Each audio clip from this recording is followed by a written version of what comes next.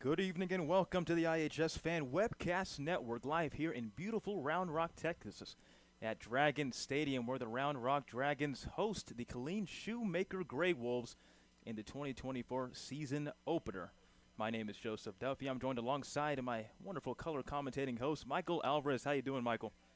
I'm doing great, Joe. It's a great night to kick off a high school football season, and I'm excited to get these two teams underway and hopefully for some exciting football. Yeah, it's been a long time coming, but football season is finally back in the state of Texas and all around, really, in college football getting underway recently, and also the NFL coming up in just a few days. But here in the Dragon Stadium with the Round Rock Dragons, Coach Cody Moore's second season, a TCU alum who has turned this program really around. Didn't have much of an identity, as we talked about much in the past. They were a perennial playoff team for a long stretch of time, but back with his hiring a few years ago, brought that 4-2-5 defense to Round Rock, and it paid dividends really towards the end of last year. Yeah, I mean, they had a rough start to start the season last year. They didn't have a single win in non-conference play and then barely won a nail-biter against Westwood to get their first win of the season. But they turned it around in district. They found a 4-3 record, which was just enough to squeak them into the playoffs. Sadly, they ran into powerhouse Westlake up in Austin, Texas, and that game did not go exactly how they wanted to, losing 35-3. Hopefully, they can have a better start in preseason this year so they can get a little more momentum going into district play and hopefully find their way back into the playoffs. Yeah, 4-7 overall last season. Started, of course, like you said, 0-3. Not the best stretch that you're looking for in a high school football season to start last year, but they would work their way back. And he mentioned that senior leadership last year when we interviewed him a few nights ago. He was talking about basically how the leadership of his running backs and what we call a two-headed dragon, Joaquin Maldonado and Moose Garlington, how important they were. What did you take from that conversation a few days ago? Yeah, a big thing that Coach loved to talk about in that talk is how this isn't just about having a winning football program. He wants to build young men into better young men, or young boys into better young men, and, you know, really teach them how a great way to play the game of football. And he also said that they want to build a identity of being a strong, cutthroat offense and defense, and they want to find a way to just continue not just success on the field but off the field. Yeah, and their 7 losses, a key stat. The offense scored 12.1 points per game. They look forward to this offense being much better than last year. Mason Cochran not returning at quarterback for the Dragons as he's moved on, graduated, and doing better things. Now at the helm, junior Jack Apple. Yes, I mean, this is a kid that is switching from receiver to quarterback this year. So this is going to be the first time that he takes any reps or any snaps from behind center. So hopefully he can find a way to, you know, ease into it well and lead this team. I mean, Coach talked a lot about how he likes to stay cool, calm, and collected. You know, he knows his strengths. He doesn't stress anything outside of his norm. You know, he tries to find his comfort, and hopefully that will be enough to propel this team to a successful season. We also do know that they do have their work put out for them tonight with Killeen Shoemakers and the Grey Wolves, and this defense who also runs at 4-2-5 also has some key players on the offensive side of the ball as well. Yes, I'm talking Isaiah Butler-Tanner, who runs the tight end position. He is 6'7", 255 pounds, while running a 4.8 40. He recently committed early in June to Oklahoma State, and that is definitely going to be someone that the Dragons are going to want to look out for. Definitely will look out for him, number 14 in white. But we're going to pause really quick for the Star Spangled Banner.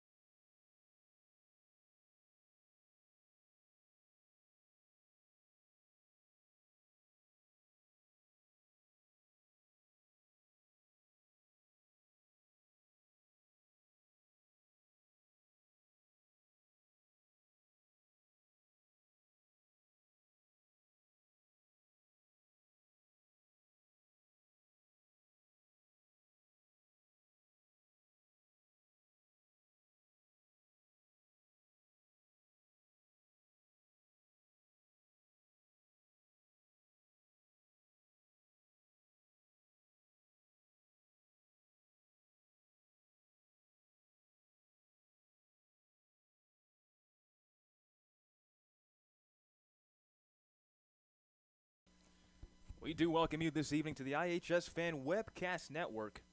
The Round Rock Dragons hosting a season opener against the Killeen Shoemaker Gray Wolves. AutoNation Chevrolet proudly supports the Round Rock ISD football programs. Looking for a big win? Shop their unbeatable selection of new Silverados, Colorados, Equinoxes, Trax, and more. Plus, score cash for your car by selling it to the team at AutoNation Chevrolet. Get your quick online appraisal now at AutoNationChevroletWestAustin.com. Then, get paid the same day. It's that easy. Visit AutoNation Chevrolet at 183 in Duval today. Together, let's drive. Joseph Duffy here alongside Michael Alvarez, and here come the Gray Wolves of Killeen running out of that tunnel. And the season opener as we await Round Rock subsequently. Michael, we were talking about the Killeen Shoemaker roster and how they might have some guys we can look out for. Is there anybody else possibly on that list? Yes, there is a junior quarterback, Malachi Jerome, who is standing at 5'10", 175 pounds, but also runs a 4.4 40. So I'm assuming that is a lot of speed on that young man. So we like to stress how Coach Moore talked about how they want to keep the leverage on defense, and they also want to find a way to contain the speed of the Shoemakers, as that was a big emphasis he had on our talk earlier this week. Yeah, Coach Toby Foreman in his 7th season coaching the Gray Wolves. He mentioned that this team is really fast. Experienced O-line and D-line is their strength also. They run multiple types of offenses with a spread and a power I formation. They can run down your throat but also pass with the best of them. How can Round Rock stop them tonight? They want to, like Coach kind of said, he wants to contain them. He wants to keep them under wraps. He doesn't want to give up any big plays. He doesn't want to find a way for them to get their offense rolling. He wants to keep them kind of at a similar tempo to what their defense likes to run. And the best way to contain that, obviously, is to shut down their playmakers. And if they can shut down their playmakers, obviously they control the tempo of the game. They control it on the defensive end, and they can find a way to get it done once the offense gets the ball back. Yeah, as you said, he mentioned defensively we have to play with great leverage. He was taught by Gary Patterson, of course, to keep everything within the sidelines, not trying to have them just run at will or pass at will. And here come the Dragons of Round Rock, their first storming of 2024. Coached by Cody Moore in his 2nd season.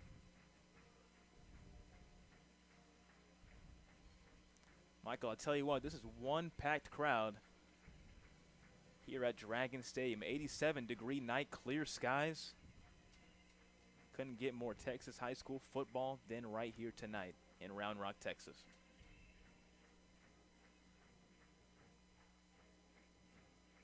Couldn't have said it better myself, Joe. We haven't touched that cold weather yet, and we're not in the burning hot anymore of the summer. It's kind of in that beautiful mid-level heat, to where you're not sweating your butt off and you're not freezing in your pants. And I tell you what, we're going to enjoy this weather while we have it, because last year around this time it was about 105 possibly. Oh, I mean, it was recently 105 throughout a whole week. I think either last week or the week before. So luckily we got out of that right before the start of America's favorite pastime, high school, college, and pro football. We're going to take a moment and step away really quick again as the choir from Round Rock will sing the Star-Spangled Banner. We'll be back just shortly.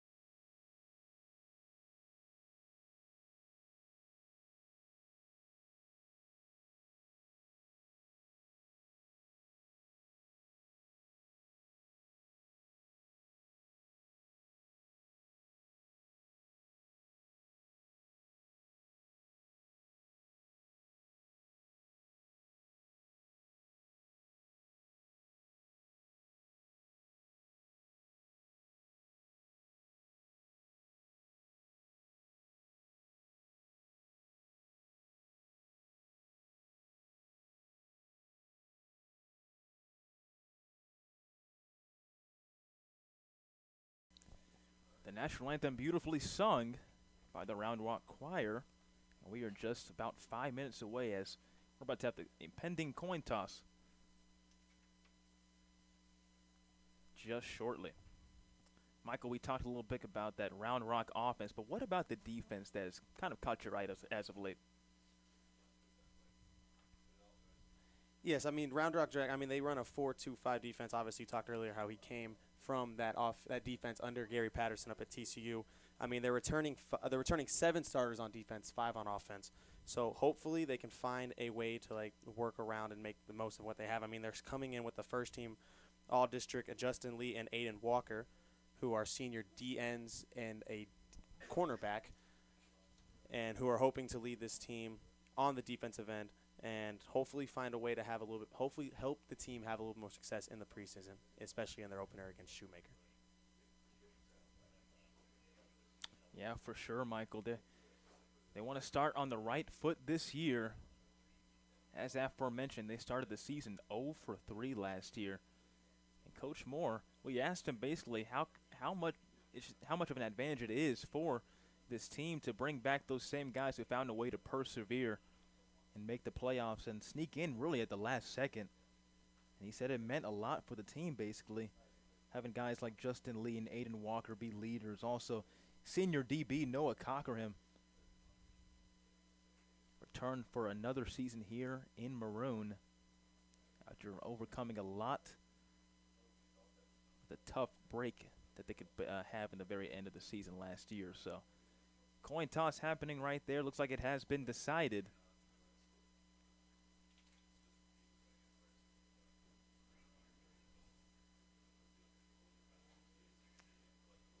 Looks like Round Rock will defer for the second half.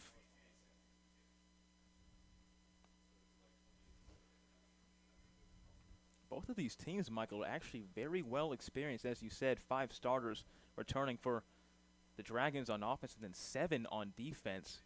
You have to love that if you're Coach Moore for Round Rock, having 7 guys on your defense coming back, right? Oh, of course. I mean, the biggest thing about a team is their leadership, especially on both sides of the football. So if you can have 7 guys who are experienced in these games to come back and help lead your team is obviously a big plus for any team. Colleen Shoemaker, 7-4 overall last year, 5-3 in the district. Had a bloodbath of a district that they had to actually succumb to 4th in last year, but this team scored over 400 points total on offense and had about 200 points given up total on defense. So they are good on both sides of the ball. And we're about to get started here in Round Rock, Texas at Dragon Stadium. Opening kickoff of 2024. To kick off is number 6, Gibson Granger. And back for the return for Shoemaker, it's Maurice Starr. And also Brendan Brown Jr. Yeah, they're hype here at Dragon Stadium. You got the band lifting their instruments in the air. You got the players on the sideline joining each other, swaying back and forth. Here we go, a short one. That one fought by and ended up with Lamont Reed. And that play is going to be stopped right there as I believe he fair caught it at the 20-yard line. And that's where we're going to start for the first possession in 2024. Round Rock starting on the defensive side of the ball. Again, the leaders for this defense, Justin Lee, he was first team all-district last year, number 8. Number 92, Jacob Medina, the senior. Zahid Lyons, the junior, at nose tackle. And then number 12, Barris Owens, the senior defensive end. 2 cornerbacks, Aiden Walker starting. He's also first team all-district, number 1. And then E.J. Johnson. And then Cole Dodds, Alex Vickers, Noah Cockerham. And then Christian Burton and Dylan Best. So here we go. Malachi Jerome, the quarterback for Shoemaker. Got to go deep with his first shot. Flag on the play. The ball is way overshot. And that's going to be an opening season flag to start us off here in this ball game. I believe he just kind of held on his arm a little bit on that release.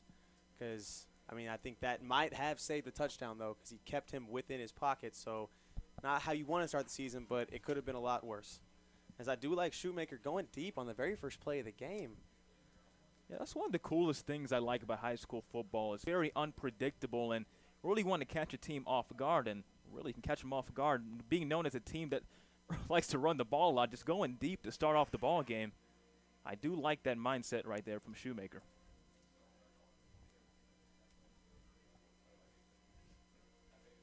Can't predict the unpredictable, Joe.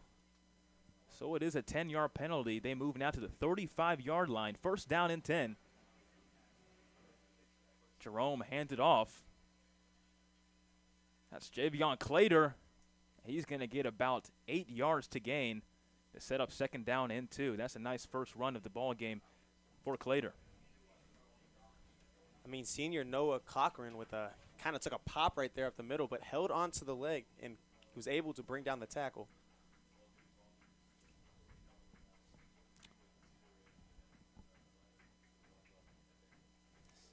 Now at the 43-yard line, second down and 2. Still Jerome and Clater in the backfield. Clater's going to get another handoff of a solid gain. He's going to keep on going, run through about 2 tackles, and they're now in Round Rock territory. Again, Noah Cochran comes in and makes the tackle, but Clater finds a gap in the hole and then just lowers his shoulder for another nice gain there. 10-yard gain moves the chains for Clater.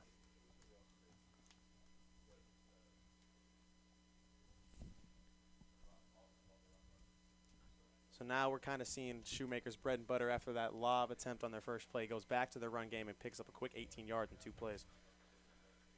In motion is that hype prospect we were talking about, Isaiah Butler-Tanner. He sets, but it's blocking. Now Jerome going deep. Looks like a little bit of a penalty right there. That might be on the offense, though.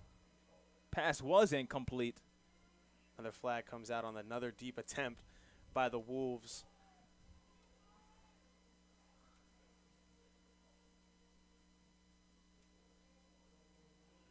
Another holding on the defense.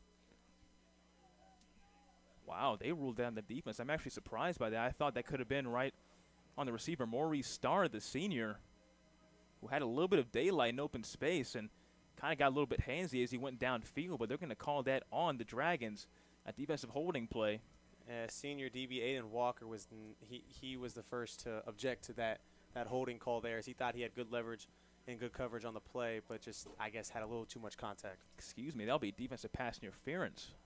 Be a 10-yard penalty. It'll be another set of downs for Shoemaker. Second penalty of the ball game already for Round Rock. Still Jerome and Clater in the backfield. Another handoff for Clater. And he's going to be stopped a little bit now for Round Rock, and he's not going to gain much, but only 2 yards. And now a post-play flag, another one right there called. Helmet fell off right there, number 71 for Shoemaker, Adrian Hudson, the left guard. That's 3 flags already in this first drive, and we're only 5 minutes into the ball game.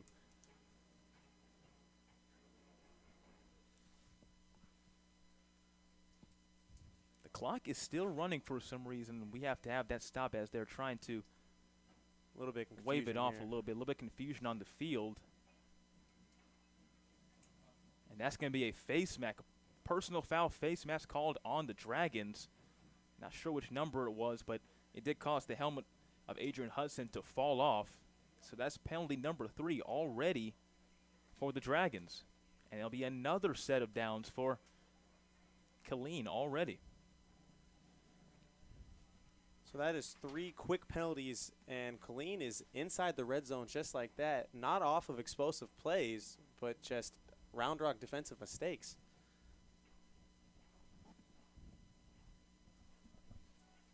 They move up again. They're now at the Round Rock 22. Brandon Brown Jr. in the backfield. Jerome with pressure in his face escapes. He's going to run towards the far sideline. The ball falls after he's already out of bounds, but that'll be a solid 5-yard gain. Might be actually 6. Yeah, so the pocket kind of collapsed there. He did a good job of stepping up and then found a hole with nobody open. Kind of pops the outside, trying to show off that 4.4 speed 40 time, but great leverage control by the Dragons to limit the gain on that play. Zahid Lyons checking back in for the Dragons. Best defensive play for the Dragons so far was a 2-yard stop with the hands of Clater a few plays ago. but penalties aren't an issue thus far in this first quarter. 2nd down and 5. Isaiah Butler-Tanner in motion. Handoff again to Clater. Plowing through near the first down marker, but he is brought down eventually with about a 1 yard or so short of the first down goal. Clater kind of just follows his lineman there to see if he can break out a hole at the last second. I like the way this kid runs. He wants to lower his shoulder. He wants to find some contact, and he's a smart runner at that. Gained 4 on that play. Up to 24 yards rushing already. Big third down here for the Dragons. 3rd down and 1 at the 13-yard line.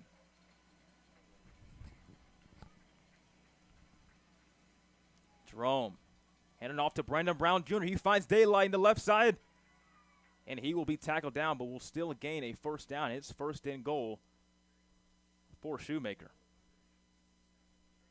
So what I've seen so far from this first drive is Shoemaker will run it down your throat, and then they will try and get you over the top. Now, they haven't been able to connect over the top.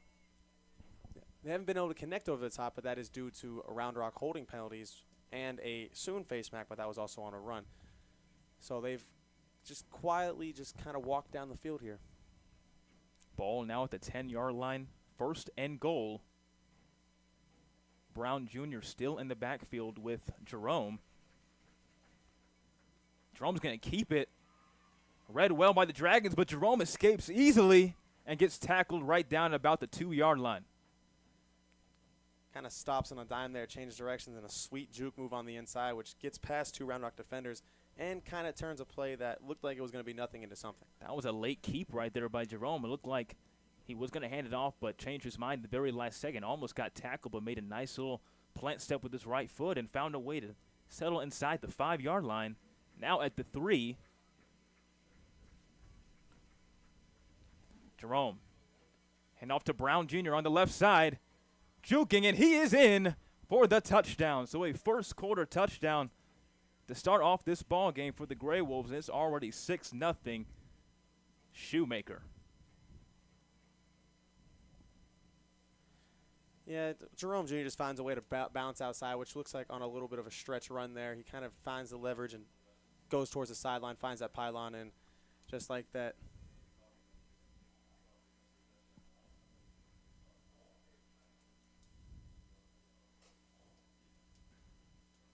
Kick is good, and it's 7-0 Shoemaker here in Round Rock. So already, Michael, we talked about these penalties already proving costly for the Dragons, and Shoemaker already making them pay the price.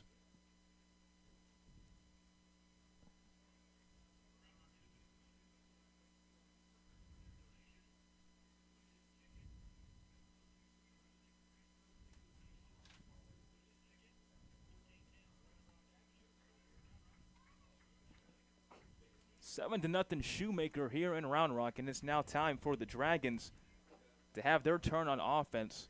Not the start you want defensively for Coach Cody Moore's squad, but have an opportunity to respond quickly in this first quarter. As about 4 minutes were drained off the clock, 4 minutes and 3 seconds to start off this ball game.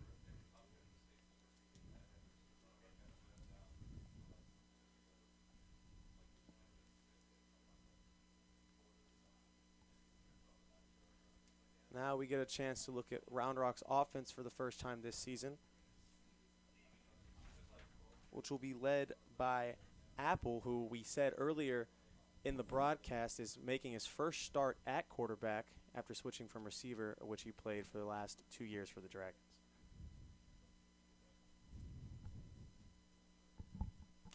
Here we go. Shoemaker kicking off.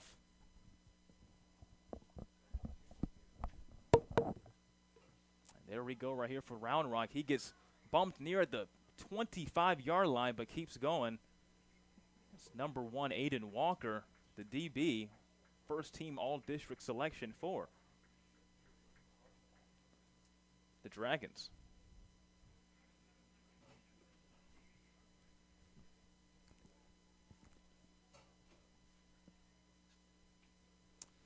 So here comes the big moment now for Jack Oppel. starting the season for the first time at quarterback for the Dragons. And he's going to hand it off for the first play of the season towards Moose Garlington. Joaquin Maldonado for about 5 yards. And it's 2nd down and 5.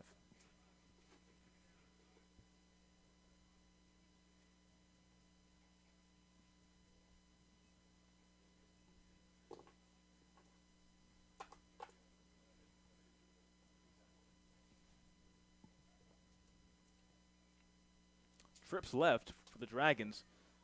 Oppel's going to pass towards his left, and that one's going to get stopped easily by number 22, James Evans, for a loss.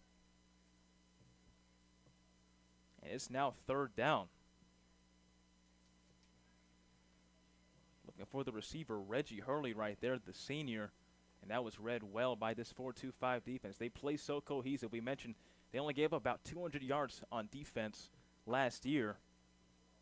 Now it's 3rd down and about 8 yards to go. Oppel rolling towards his right. He's going to fire towards the slot. That one caroms off a defender, but it will be dropped in the very end to make it now 4th down. So tough break right there for Round Rock, and they're going to bring out the punt team.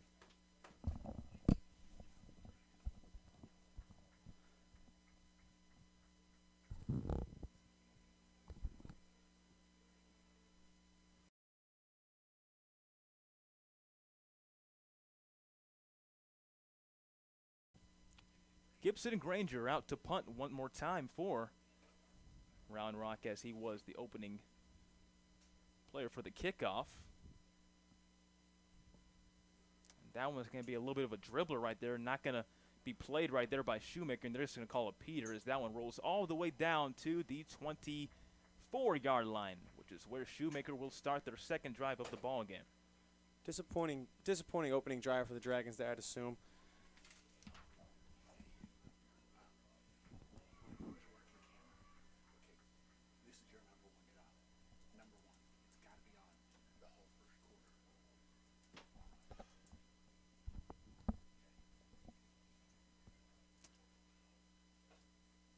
Starting at about the 24-25-yard line is the Shoemaker Gray Wolves, now out for their 2nd drive.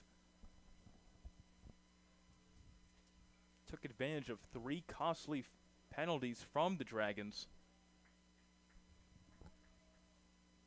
Out comes Malachi Jerome once more, and Javion Clater, and he is off and running. Tackled near the 41-yard line for another 1st down. And that is about a 16-yard gain to move the chains one more time for this dynamic offense. Again, Shoemaker just keeps trying to run the ball, and they pound it again back up the middle, and they keep finding success there. And I'm assuming they're going to keep up with that type of play until Round Rock finds a way to get an answer.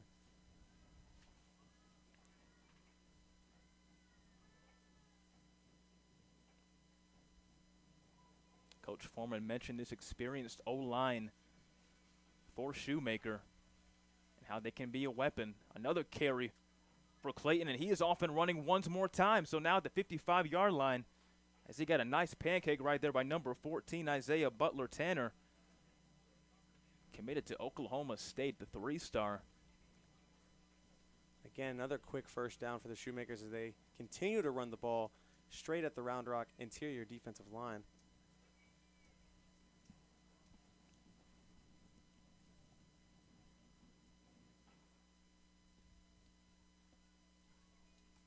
Fifteen-yard pickup.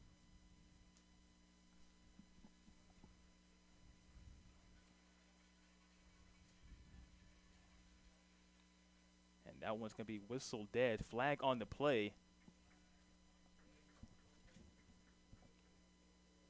False start called on Shoemaker, and that'll push him back 5 yards. First penalty of the ball game for Shoemaker. Hopefully that is what the Round Rock needed to kind of slow down this offensive attack. They've had a positive gain on every single play so far, Michael, and the only ones they've had incomplete were the ones that drew flags. Yeah, right now Shoemaker offense is being very fluid, and they're getting everything they want. So Round Rock needs to find an answer if they want to contain this offense and get their offense back on the field. Ball in the 50, first down and 15. Screen pass to Isaiah Butler-Tanner. Finds space, gets past the 50, ends up at around the 51-yard line. That's a nice gain back after a costly penalty to move them back, and they're basically back at the second down and 9 spot. There's big number 14, Butler-Tanner, is a little design screen pass to him over the flat, and picked up right about where they lost for that penalty. First catch of the ball game for this dynamic tight end. Brown Jr. back in the backfield for the Wolves. He gets the handoff, makes a move, and is going to get tackled right around the 39-yard line, the 41-yard line. And now comes another crucial third down for this Dragons defense. They desperately need a stop as the Wolves have had a positive game in almost every play. One of the rare times so far early in this game where that run didn't break off for 5+ yards. Empty backfield. Third down and 7. Ball at the 42. Empty formation. Jerome surveying, gets pressure, but they go too far. He escapes, but there will be a tackle made right there around the 40-yard line. That looks like it's Christian Burton, the junior Mike backer, and that is a key third down stop by this defense. Big stop for the Dragons. As look, all the momentum was in Shoemaker's favor. Looks like. Yep, and they are going to punt on fourth down. Fourth down and 4 at the 39-yard line. 3 minutes and 15 seconds to go in this first quarter. 6 seconds on the play clock. A little bit of confusion up front, but the snap gets off, and that one is punted away. Waved off, but it's going to bounce all the way in the end zone for a touchback. The Dragons will start at their own 25 for their second drive of the game, which the first one resulted in a quick 3-and-out. Yeah, quick 3-and-out indeed. Of course, in that third down play right there, almost had a little bit of luck go their way, but it would carry him off the defender and it would not be secured on the far side of the field. So here comes Jack Oppel again for this Round Rock offense. Joaquin Maldonado once again in the backfield. Garrett Marshall at the H-back position.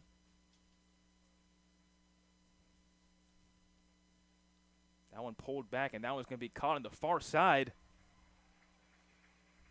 Looks like by Dylan Yeager. Quick RPO there, and they feed off to the slant, and they run hurry up now.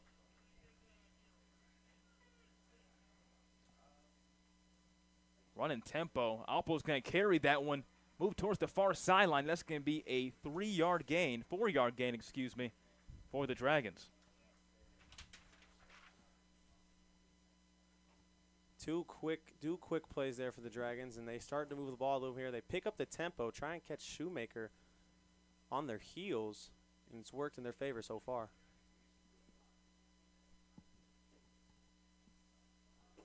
Get a man off sides, and they're going to take their shot deep towards Reggie Hurley, but out of play. I think they drew Shoemaker off sides, and they gave up. There was a free play for them there, so they tried their attempt down the field, just was incomplete. Never hurts to take your chance downfield when something like that happens.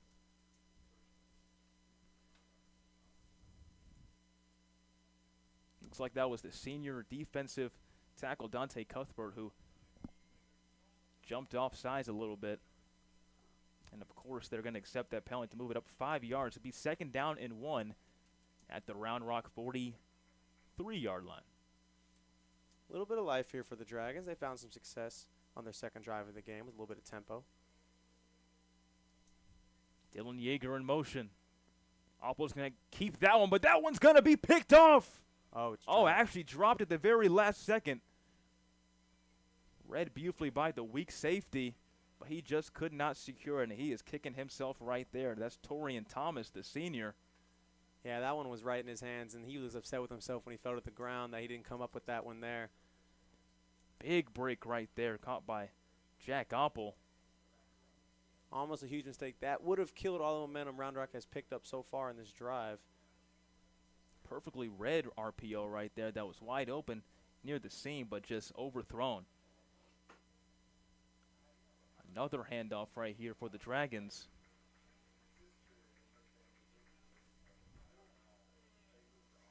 I think he just Still got enough Joaquin there. Maldonado, yeah. Just got enough there to move the chains and keep his drive alive for the Dragons. Crucial 3rd down and 1 converted by Joaquin Maldonado. Has 6 yards rushing today. Another handoff for Maldonado. He goes towards the 4th sideline, puts his head down, tackled out of balance for about a 4-yard gain.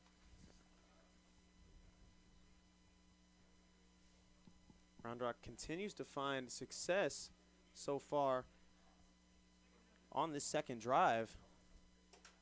Coach Moore mentioned that 2-headed dragon, if you will, of this running back room with Joaquin Maldonado, and now checking in is Moose Garlington, also a senior, and the leadership that they could provide for this team is looking to bounce back from having a poor start last year. 2nd down and 6 at the 49-yard line. Yeager in motion. Handoff now. Kept by Oppel. Passed off to Yeager. He's going to put his head down, go out of bounds, but that will move the chains once again.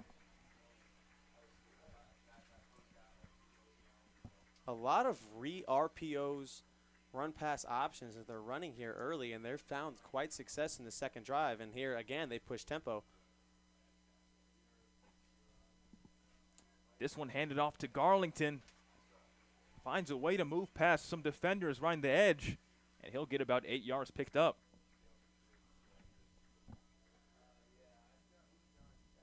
Again, Round Rock picks up tempo there, and they find success on the run as they pick up enough for the about 8 yards there. 2nd down and 2. 32-yard line. That one fumbled by Oppel, botched handoff, and that's going to be a tackle actually called dead already by the officials as Garlington would not go down.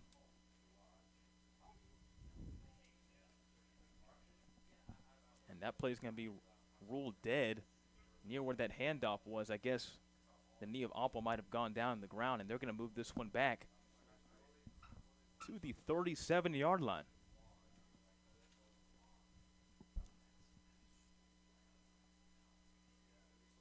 Third down and 7. Looks like someone might have jumped there. Another man off sides. Yeager on the far side finds a way to convert another 1st down. They're likely going to decline this one, but that's another 1st down to move the chains for the Dragons. Another catch for Yeager, and he is in the groove. This looks like Shoemaker jumped off sides there. Round Rock takes advantage and picks up a nice gain, about 17 yards.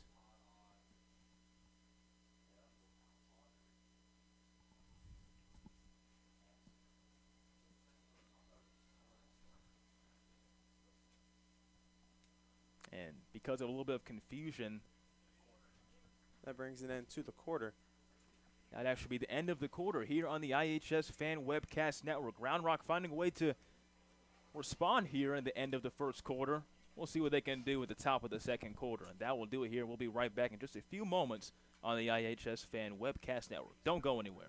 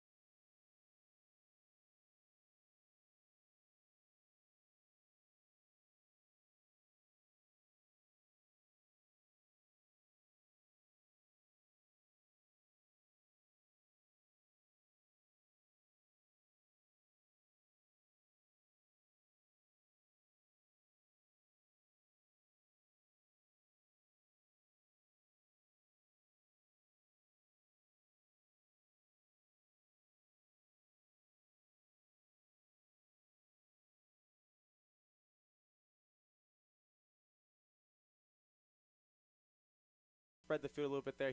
They're finding ways to get Oppo to roll out of the pocket. They want to get him on his move, get away from that interior rush, and then try and find his options on the sideline, which they did there, just weren't able to complete it. 3rd down and about 9 yards to go for the Dragons.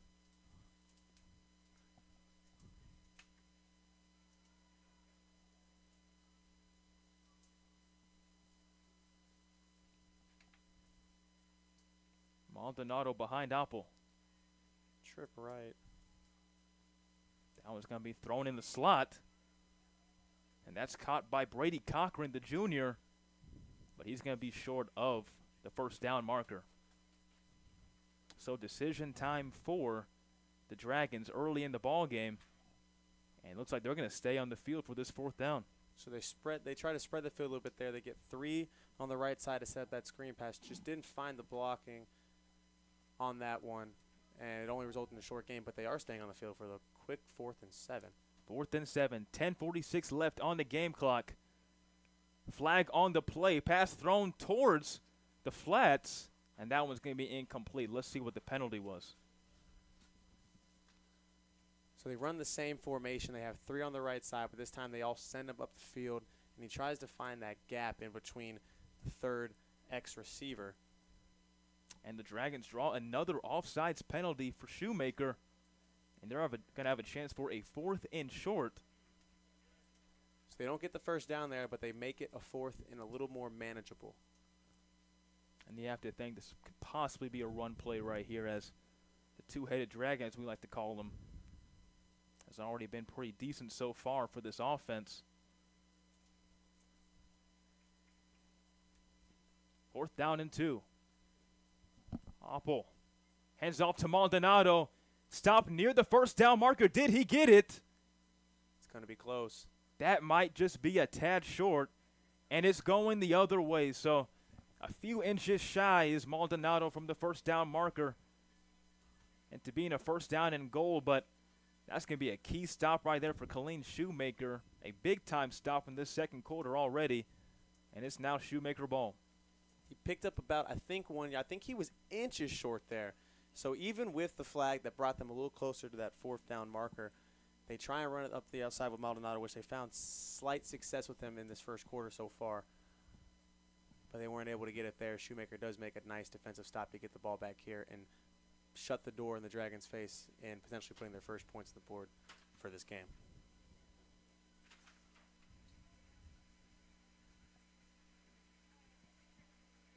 Here we go. Shoemaker lines up. Already a penalty. That might be another false start for Shoemaker. They had one in their last drive. And they're going to move back one more time to start this drive. Going to be backed up far in their territory. So with the 2nd false start of the game there for the for the Wolves, they push back even closer to their own end zone, which gives them little room to operate. 2nd down and 15. 1st down and 15, excuse me, at the 6-yard line. Jerome hands off to Clater. He has been amazing thus far, and they get right back almost near to where they started from. Nice 7-yard game for Clater, and it's 2nd down and 8. Clater again. He finds the hole the defense is giving him, and he's just taking it. Clater has ran with a purpose so far and has been the main focal point of this Wolves defense, is just keep pounding him with the ball in his hand. 63 rushing yards for Clater, as he is still in this backfield with the quarterback Malachi Jerome. Vernon Brown Jr. in motion. Jerome keeps it, and he's going to be tackled after gaining about 4 yards. And it's going to be about 3rd down and 5 for this Round Rock defense. Quick 3rd down here for the Wolves as they push a little bit closer, a little bit out of their own end zone, but they're still kind of deep in their own territory. And the Dragons, as a fan, seem to want to get into it here to hype up their defense to get this crucial 3rd down stop.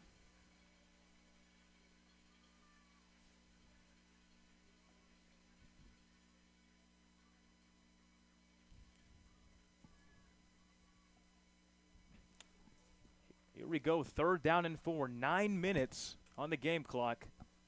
And that, as the game clock was actually winding down, the play clock, they're going to call timeout. The Grey Wolves are going to call timeout so they don't get penalized once more. And we're going to take a break really quick here on the iHSFAN Webcast Network. Longtime MacLeod parent Brian Kerman.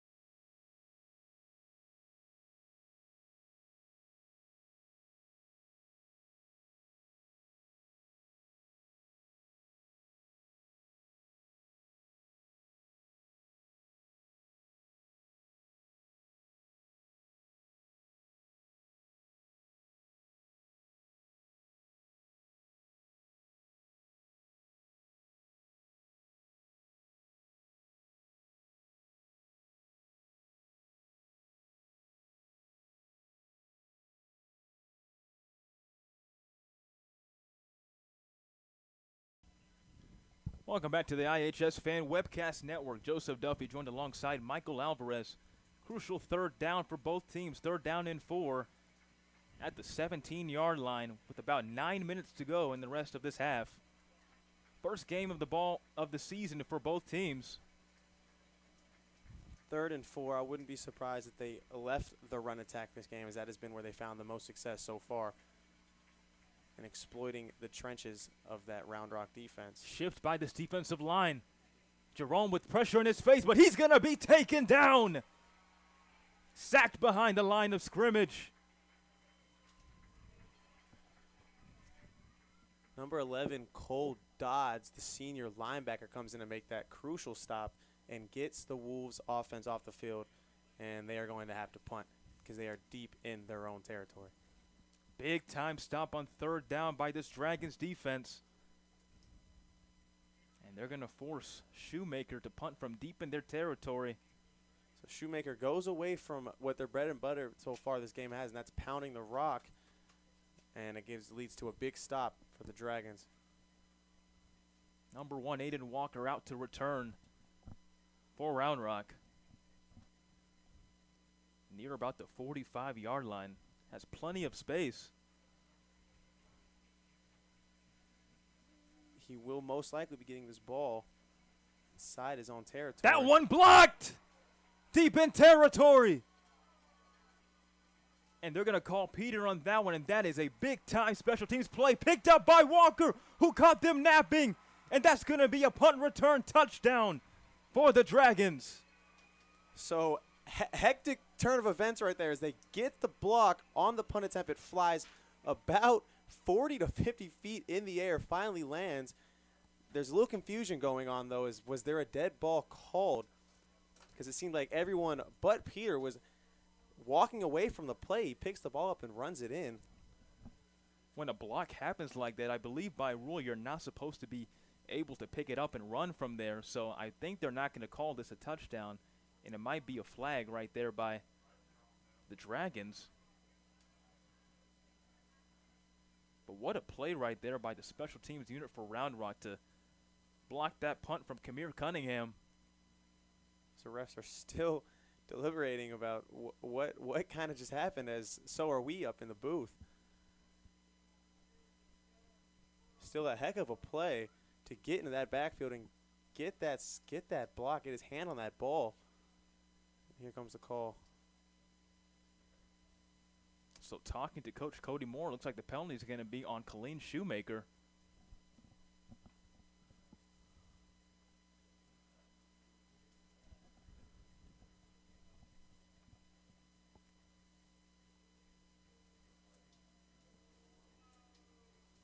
And the crowd getting a little bit restless as the call is taking a long time. Wow, they're saying that was not a block. They're saying that he ran into the kicker. Oh, what a turn of events. Oh, wow. I did not think that could possibly be a sort of reasoning by this defense. So it'll be still 4th and short. It wouldn't be roughing the kicker. If it was roughing, it would be a fresh set of downs for Colleen Shoemaker, but they're going to call it running into the kicker. So still possibly Round Rock ball right here. So what was the most hectic play of the game essentially just did not happen. Cunningham's punt towards Aiden Walker again. This time moves it away from him. Walker, scoops it up, makes a move, gets past the 50 and settles down at the 53-yard line. Very short return, and that's where the Dragons will start in their 3rd drive of the ball game. So a little bit confusion on the field there, as we all were. But what was, yes, the most hectic play of the game so far, a block punt that kind of flew about 30 to 40 yards in the air.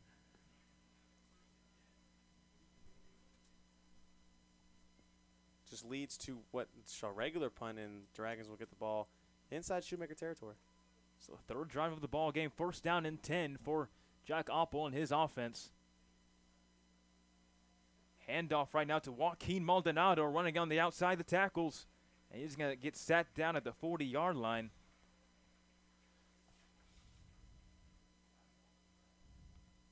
That'll be a 6-yard gain for Maldonado.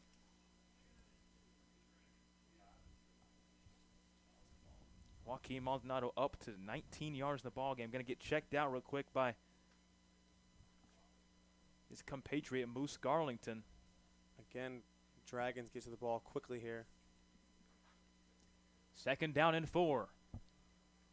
That one fake towards Garlington, but that one's going to get dribbled towards the flats and not secured by Dylan Yeager. So now already a quick 3rd down to start this 3rd drive of the ball game for Round Rock. Dragons have taken advantage of a lot of RPOs, some quick screen route options, just hand the ball off. They're keeping the game in short fieldage, and they're just trying to work the ball up the field slowly. Incomplete pass stops the clock at 7 minutes. Oppel on 3rd down, passing towards Garlington. He's going to find a move and work towards more and more for the 1st down. He points towards that 1st down signal for a nice gain in the flats. Garlington sheds off a couple tackles there, bumps off a man, and kind of just falls forward as here comes more hurry-up offense from the Dragons. They're going to go now to Joaquin Maldonado, who checks back in for about a 3-yard gain.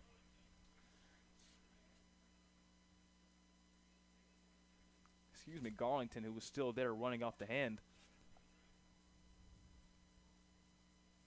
2nd down and 7 for Round Rock.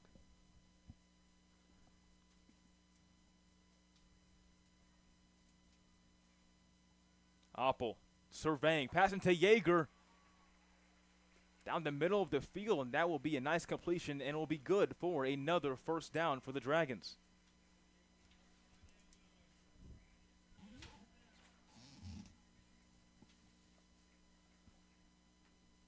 Some more tempo from the Dragons here as they keep pushing the ball up the field quickly.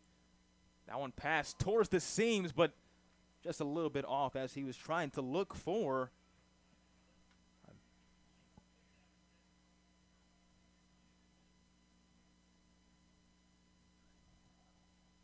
number 9, Elijah Ellis. As it looked like that seam route was open. If it was caught, he had a chance to kind of stumble into the end zone for the Dragons' first score of the game, but it was a little outside of the reach of his hands.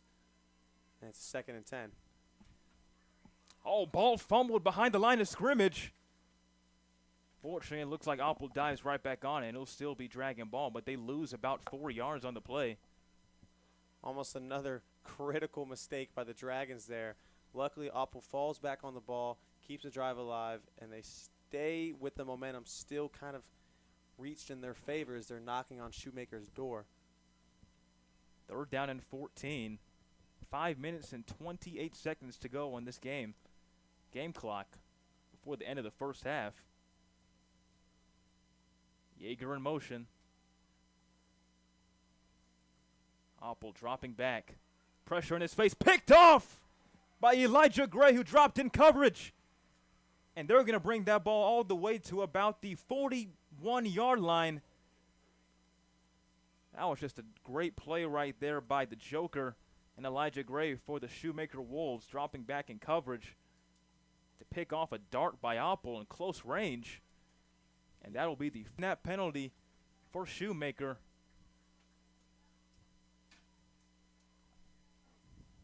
And that'll back them up 5 yards after converting after the polite catch in the far sideline to move the chains.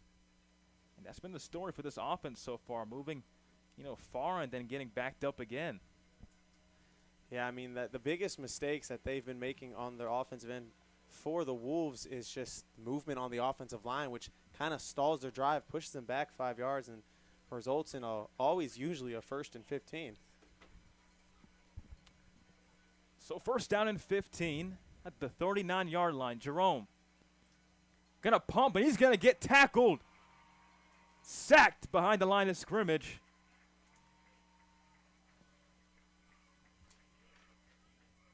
Looks like Justin Lee, first team all-district, got home for the Dragons to move it back even farther for the Wolves. So after quickly moving the ball up the field, a penalty and then a big sack for the Dragons has pushed the Shoemakers about 10 yards behind the sticks. 2nd down and 22. Once again, an empty formation are the Wolves. 5 receivers lined up. Jerome going deep yet again. That one overshot. As he was looking for Maurice Starr near the seams. He was looking for a flag. He thought that he might have got tugged a little bit, but officials do not draw a flag right there. 3rd down and 22. Wolves were trying to get all of those yards back in one play. Just a little underthrown as he had a man down the field. He had some separation. Just a little underthrown there. Couldn't come up with the grab, and it is 3rd and 22. This crowd getting rocky on 3rd down, ringing their cowbells. 2 minutes and 34 seconds on the stopped clock. 6 seconds left on the play clock. Jerome surveying, rolling towards his right, looking for a man, but he's just going to take off for about a 10-yard gain. Actually, about a 12-yard gain. And that'll make it about 4th down and 10. So not enough for this offense. And it's now decision time yet again now for the Shoemaker Wolves. But no movement from the punting team. Looks like they might be going for this ball. Going for this first as they are still 10 yards. Opening season 2024 matchup. Killeen drove all the way down here to beautiful Dragon Stadium to face the Round Rock Dragons. And what is to be a great game. And as the play clock runs down, they're just going to call timeout. So it looks like they might not be running a play after all. And the clock will stop at about 2 minutes and 24 seconds in the half. We'll be right back just shortly on the iHSFAN Webcast Network. Interested in or looking for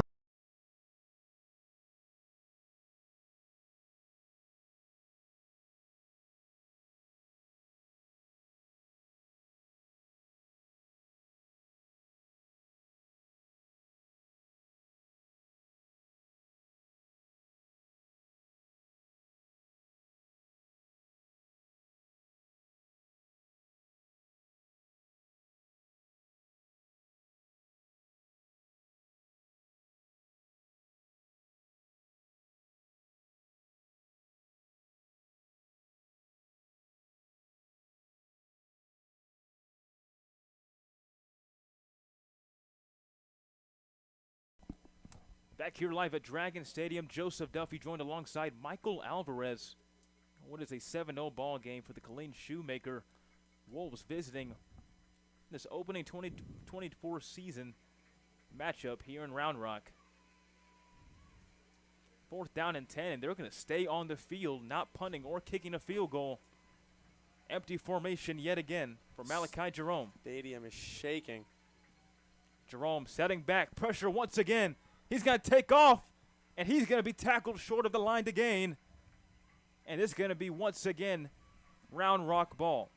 Great defensive stand from this Dragons defense. Yeah, that's first-team All-District senior Justin Lee, who was the first person to get pressure on and forced Jerome to kind of step up in the pocket there. And he didn't have a man downfield and was forced to scramble. Unfortunately, he had 10 yards to go and only got about 4, so a crucial fourth down stop for the Dragons as they get the ball back with about 2 minutes left in this half. You have to think they're going to try to move quick right here as they likely have one more drive before the end of this half. 2 minutes and 17 seconds remaining in this first half. As Oppel and his offense back on the field as he passes towards the left side for Reggie Hurley. Gets about 5 yards. Should be second down and 5.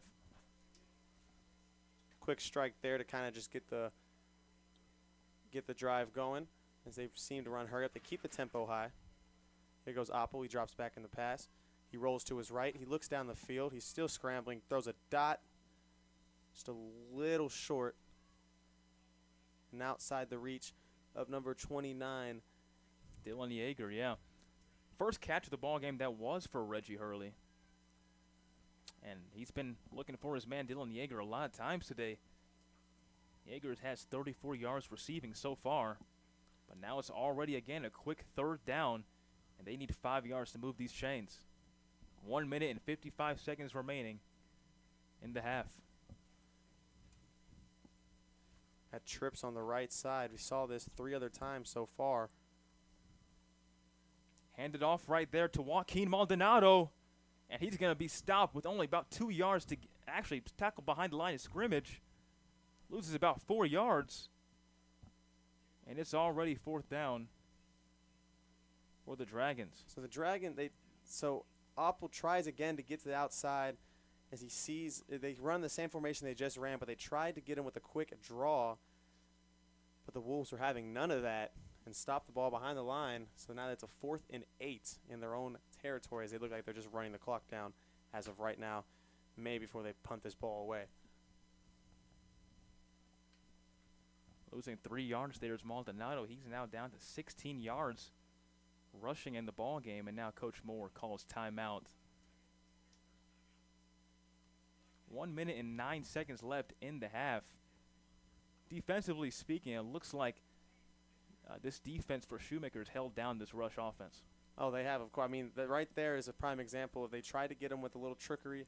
They show the same formation they ran a couple times a game, which led to a pass, a quick pass, a long pass. But they try and slip it up, and they try and draw a delayed halfback draw, but they were all over that. And they let Shoemaker doesn't call a timeout after that 4th and 8 and let about 30 seconds run off the clock. So I don't know if they're going to try and push his tempo with getting this ball back. I'm assuming with the Dragons punting with 4th and 8 in their own territory. The Dragons at the 30-yard line. Gibson Granger coming out to punt.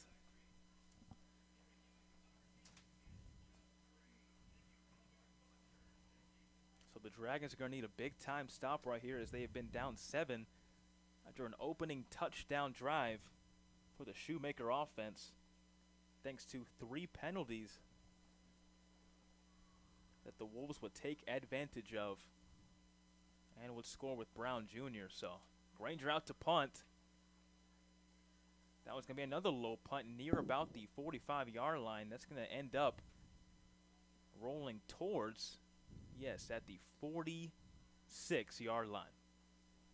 So 56 seconds on the game clock remaining. Round Rock needing a big stop before the end of the half.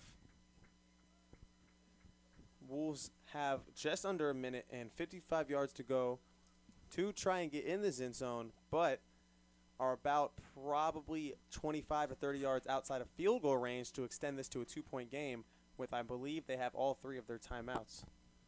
No, they are down. They have 1 timeout. Yes, they're down to just 1 timeout as they've used the 2 earlier in this half. So far with their drives today, they scored an opening touchdown in about just a little bit more than 4 minutes in the first drive of the game. And then Shoemaker would punt, and then they'd have a key 4th down stop with the Dragons have against Shoemaker. So not much going Shoemaker's way since that opening touchdown. Here's Jerome in the backfield, getting locked down downfield. He's going to throw it, force it downfield. That's going to be incomplete. So that's the third time that Jerome has dropped back to pass and has not seen anyone get open down the field and is forced to kind of scramble out of the pocket and just try and make something happen. But the secondary for the Dragons is held tight and haven't given up really any leverage to this Wolves offense and receiving core. Yeah, these defensive backs led by Aiden Walker have had an amazing game thus far. Looks like it's going to be a defensive game for this opening season matchup. Jerome handing it off to Brandon Brown Jr., trying to make a move, and he's going to lose about 2 yards. So it looks like the Wolves will just run this one into the half and go into the locker room with a 7-0 lead over the Round Rock Dragons. 28 seconds remaining, and the clock will patiently tick. And like you said, Michael, we might just be going to the end of the first half here on the iHSFAN Webcast Network. All the players looking at their coaching sideline, possibly just trying to make the Dragons defense think that they have one more trick up their sleeve. If I'm the Wolves here, I at least just try and attempt something down the field, see if you get anything, but don't do anything too risky. 3rd down and 12. Jerome forced to get downfield near Walker. Does he get his foot down? Official on the side says no, he does not, and that's just inches from being the first pick of the season for Aiden Walker. And that will end this first half here in Round Rock, Texas at Dragon Stadium. Round Rock trailed 7-0 in this opening matchup. And we'll be right back here in the iHSFAN Webcast Network.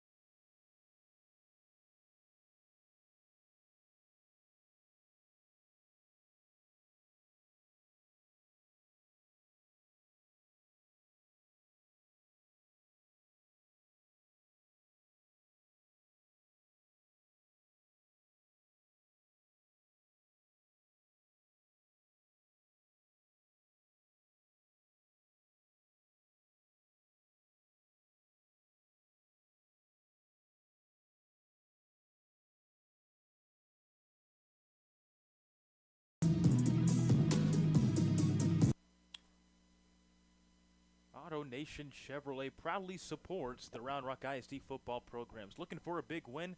Shop their unbeatable selection of new Silverados, Colorados, Equinoxes, Trax, and more. Plus, score cash for your car by selling it to the team at Auto Nation Chevrolet. Get your quick online appraisal now at AutoNationChevroletWestAustin.com. Then, get paid the same day. It is that easy. Visit Auto Nation Chevrolet at 183 in Duval today. Together, let's drive. Folks, we welcome you to halftime here on the iHSFAN Webcast Network. Joseph Duffy here alongside Michael Alvarez. It's a 7-0 ball game as the Round Rock Dragons trail the Killeen Shoemaker Gray Wolves in what has been a defensive game thus far here in Dragon Stadium. Before we get more into the halftime analysis, we do invite you to like and subscribe to this channel on the iHSFAN Webcast Network on YouTube, and also follow the iHSFAN page on X as well. Michael's a 7-0 ball game thus far, defensive contest for both teams. What did you see so far that you liked and maybe disliked? I mean, besides that first opening drive with template 80-yard touchdown for the Shoemaker Wolves, I mean, it was not much of an offensive half. I mean, like you said, it's 7-0. What I liked that Shoemaker stuck to was they kept with the run game. They found a lot of success there with Clater, as he had about 8 carries for 63 yards in that first half, and alongside with Brown, who had the lone touchdown in that half. So what I liked mostly out of them is they kept running the ball. Dragons, they found difficulties in stopping that run, but they picked it up towards the end and only gave up that lone touchdown. That is what I like to see from the Shoemakers. On the Dragons side of the ball, after giving up that lone touchdown, they kind of tightened down the hatches. They were able to get key stops on third down. They got a really big stop on fourth down, which could have led to the Shoemakers extending to a 2-possession ball game. But other than that, the offense has found a little bit of struggles, including with Apple's lone interception of the game. Yeah, what a play that was by the Joker, Elijah Gray. He just dropped back in coverage right there after faking that he was about to rush, try to pressure Apple right there, but you might have to argue this could be a similar story to last season for the Round Rock Dragons. Again, we mentioned in the pregame, in the 7 losses, the offense averaged 12.1 points a game. So far in this first half, scoreless, as we're approaching 19 minutes left in this halftime performance as Shoemaker's band is performing. For Round Rock, what do you think has to go right for them to possibly sneak out of here with the win in the opening matchup of 2024? I mean, when you saw Round Rock having success on their drives, they were running tempo. They were getting quick passes out. They were running a lot of RPOs. They found a way to speed up the game, which kept Shoemaker on their heels. But then they would stall out a little bit. They would get 2 bad plays that would either go for negative yards or no gain, and they've always found themselves in a third down situation where they didn't convert nearly as much as they wanted to in that first half. I think the best they can do is they can just keep the tempo going. I mean, as much as they can keep up with themselves, if they keep pushing tempo against the Wolves, it was where you saw the most light in their offense in that first half. Yeah, most light indeed. They just have not cashed in so far with 20 yards to go in the drive.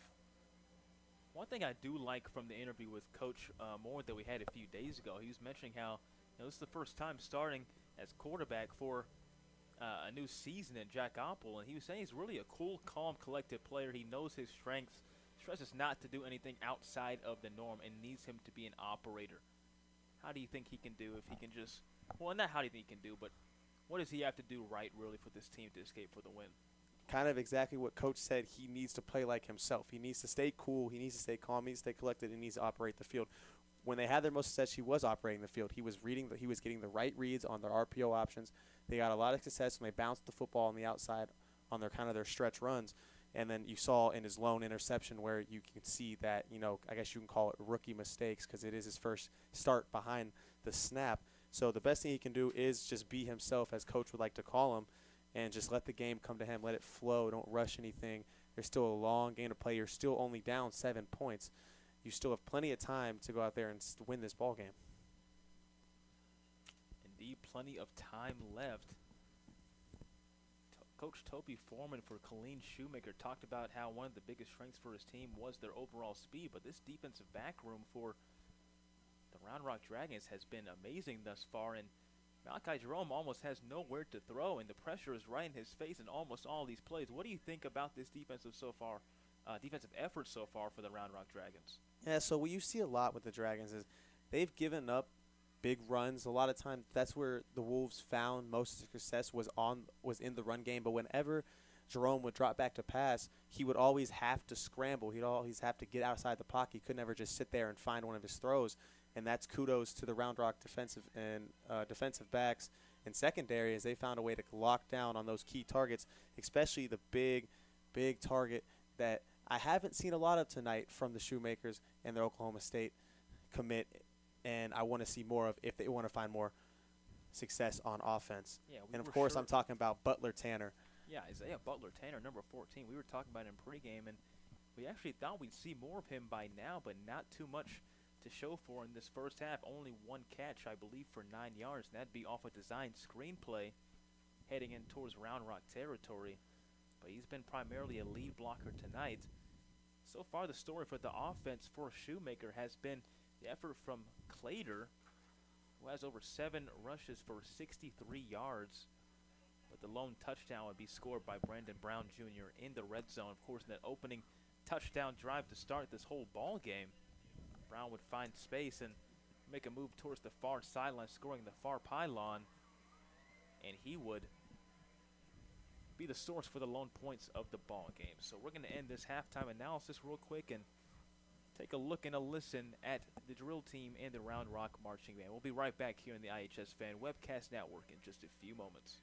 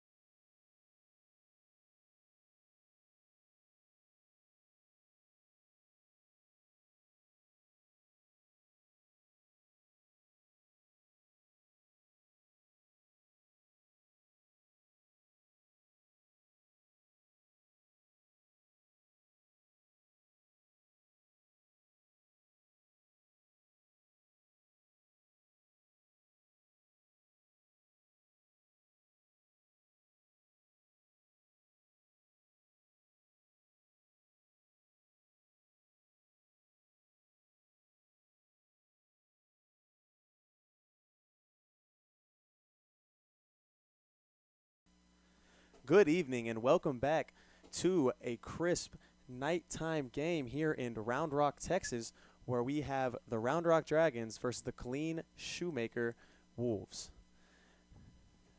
My name is Michael Alvarez, and joined alongside me is Joseph Duffy, and we've had the pleasure of calling that first half game. Indeed. Where it is currently a 7-0 ball game in favor of the Shoemaker Wolves over the Round Rock Dragons in what was kind of a defensive-heavy first half matchup. Joe, what did you kind of see towards the end of that half from the Dragons as they gave up that initial touchdown and they went down early and nothing really happened since then? What did you kind of see from them that sparked that could be a confidence boost for them going forward? They showed that they had life, Michael, and for a team like we mentioned in the pregame last year, and their 7 losses total, they averaged 12 points a game on offense. So kind of similar to what we're seeing right now as they're getting shut out as it stands, but still a very winnable game. But they have shown life so far, and as you look close to the red zone, as Shoemaker is running out of the tunnel so far to start off this second half, they've had their opportunities there. They've moved down with tempo offense. They moved down with many efficient passing plays right there as they run out this time. But this offense is right there from possibly making their move to the end zone. But that big-time interception from Opel to Elijah Gray, the Joker play on defense for the Wolves, would prove costly, and still no points on the board on for this offense. Then again, Joe, we do have an entire half still to play in only a one-score ball game, so it is still anybody's game. But do not forget to like and subscribe this YouTube channel, iHSFAN Webcast Network, where you find all the live coverage of your favorite teams. And don't forget to follow us on X at iHSFAN for even more news and coverage. And with that being said, we are about 2.5 minutes away from a second half and the season opener between the Round Rock Dragons and the Shoemaker Gray Wolves. As the Dragons did defer to the second half, so they will be getting this ball to start. Joe, what do you want to see out of them in their first drive of the second half? Yeah, I want to see more poise again from Jack Opel. His coach talked about how cool, calm, and collected he was in our interview with him a few days ago. And he's had a little bit bumps on the road a few times, and you expect that at times because it's his first time starting the season as the quarterback for the Dragons. But I expect him to play a little bit better in the second half and take advantage of open plays for his receivers and not kind of sailing some passes sometimes because there were a little bit missed opportunities that he would want back with some plays in the first half. So I look forward to seeing what he can do in the second half alongside the two-headed dragon that we called them in Maldonado and Garlington. Yeah, and from the Shoemaker defense, I mean, they found a way to contain the Dragons' rush game. But a lot of success you saw from Round Rock in that first half was their quick throws, was trying to get their players in open space to make plays, to make something happen down the field. And hopefully the Dragons can find a way to maybe get that run game going if they want to have a chance to extend and get back into this ball game. And with that being said, we are ready to go in this second half of a 7-0 ball game in the home opener here at Dragon Stadium. You talk about a packed and a live crowd tonight, Michael. This is Texas high school football at its finest, and can't wait to see how this game would end up. Any man's ball game still, only a 7-point difference as we're starting the second half. Anything can happen, as we know from even last year, covering a game for Cedar Ridge with a 19-point comeback in the second half. The game is never over until that very last whistle. Oh, and this is anyone's ball game for sure, Joe, as Torres looks to kick this off to start this second half. And you got Yeager looking to return this kick to start off the drive for the Dragons. And here we go. It's kind of a squib kick that bounces towards the back into Yeager's hands as he'll bounce around. Finds a hole, goes up the middle. He's gone. He may be gone. The kicker to beat, just the kicker to beat. He gets past the sushi striker. He is going towards the end zone. And just like that, Joe, this game is about to be tied.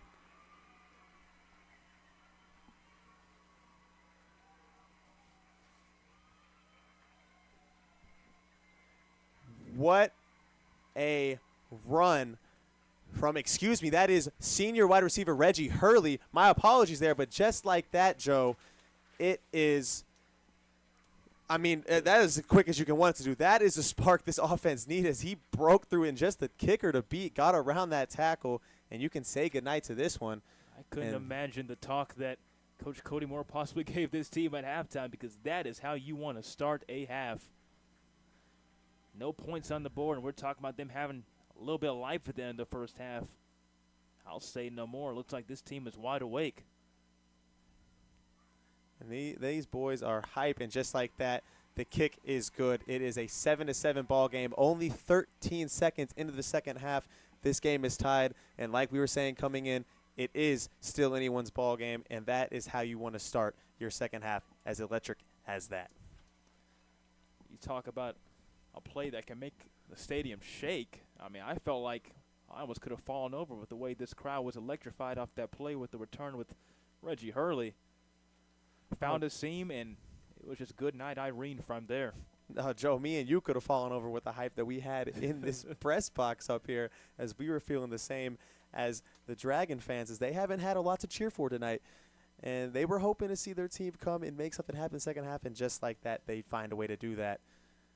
Wow, what a start to this second half, as it is now a 7-7 ball game.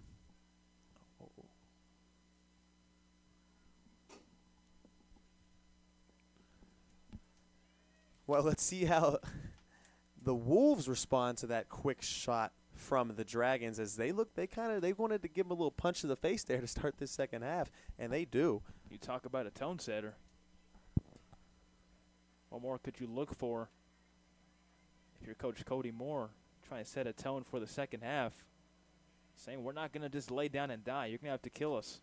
And Granger boots one off. This looks like that was, I thought was fair caught. I believe it was fair caught at the 25-yard line, and that is where the Grey Wolves will start their inaugural drive of the second half. Wow, but what a return. He finds a hole. It was congested in the middle from the beginning, finds a hole up the seam, and is just gone. He only had the kicker to beat, gets around him, and sparks life into this team, into this crowd, into this area. I don't know about you, Joe, but I saw a glimpse of light. He just flashed upon our eyes, and look how this, defense can respond too, because they finished the first half really well after surrendering that first opening drive touchdown. See how they respond after having a key score by this offense.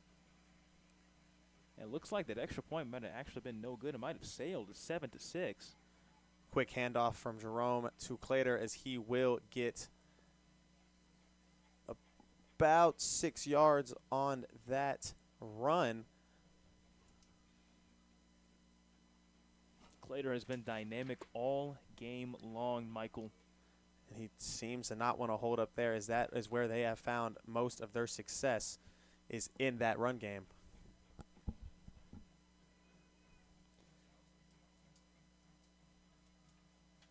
I would think they'd want to play to that strength really in the second half, as that was their bread and butter and the source of their first opening touchdown. They are a motion fake, and then just like that, it is stopped up the middle. None other than number 8. That is Justin Lee, all-district first-team senior D lineman, blowing up that play and pushing them back after a 7-yard gain back to behind the sticks. What a play from Justin Lee. And just like that, the defense is feeding off that kick return. And Round Rock and these Dragons, they've come alive so far in this second half. Energy is contagious. Let's see if they can get this key third down stop. Got a 5 wide. Right there by the first team all-district selection in Justin Lee. 5 wide empty backfield. Jerome backs out. Quick throw to number 13 as he will break a tackle. He will not break a tackle, and he is swarmed down behind the line of scrimmage. Number 13, Maurice Starr, was just swallowed up by the Round Rock defense. Only about 2 yards that he gained right there, looks like. Led by other first-team all-district defensive back Aiden Walker. And it is 4th and 8, and the Wolves will have to punt. What a response from the Dragons so far. Yeah, that is how you start a first half. And I know Coach Moore was giving a good old pep talk for his guys in the halftime speech, but you can see the impact it's already had thus far. Yeager out to return. Yeager will grab that one on the run. He looks, and he will get popped right around the 37-yard line for about a 2, maybe 3-yard gain there, and that is where the Dragons will have their first offensive drive of the second half. You talk about a risky pickup right there by Dylan Yeager. About 2 feet away was one of the gunners who could have really blown him up there as he was trying to scoop that ball up. He found a way to get a step ahead of him and got about 3 yards right there in the return.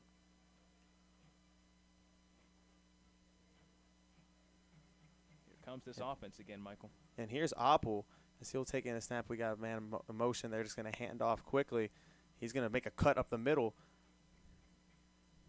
That is Moose Garlington, as he will pick up about 4 yards there, and it will be a 2nd and 6. So they start off with a little misdirection in the backfield and a little quick run up the middle and gain about 4 yards to start this offensive drive. Not many carries so far in the game for Garlington. It's been mostly Maldonado in the backfield. Here comes Yeager in motion. Another handoff to Garlington. Oh, no, fake handoff there, and he finds a man open good, and he falls forward for a gain of about 9 yards. That is Dylan Yeager. He's been active all night, Michael. Up to just around 40-something yards. I think 43 yards now receiving. Apel with another handoff, but this time is swarmed in the backfield, and that will be a loss of about 2 yards and will lead to a 2nd and 12. So far, Round Rock, they're finding some life. Their offense is looking like it's moving. That electric play to start the second half had no doubt a big impact on that. How are the Wolves going to respond now? What are they going to do to stop this continuous punch in the mouth they are suffering? You go back to the word poise is what Coach Moore was talking about. Apple drops. Another RPO, and he will. Ooh, that looked like it could have been almost intercepted. But that is a quick throw to looks like it was Reggie Hurley. Hurley, number 7, Reggie Hurley, as that looked like it was close to being a second interception today for Apple, but he snuck it just in there for a gain of 10 yards for a 3rd and short. And you'd love to see confidence in the throw right there from Apple right there going towards the far sideline. Even though he might not have seen that DB coming a little bit late, he still fired it with precision towards the left flats right there and moved the chains just about a yard short of the first down marker. And they're going to hurry up just a little bit, and they're going to try and run us up the middle, and he will break the tackle. That is Garrett Marshall. All right, Joaquin Maldonado, as he will break a tackle at the line of scrimmage and will hustle forward for a gain of 6 yards and a first down for the Dragons. So a little tempo there, and it works again in their favor. Got 3 trips left out wide. Sends a man in motion.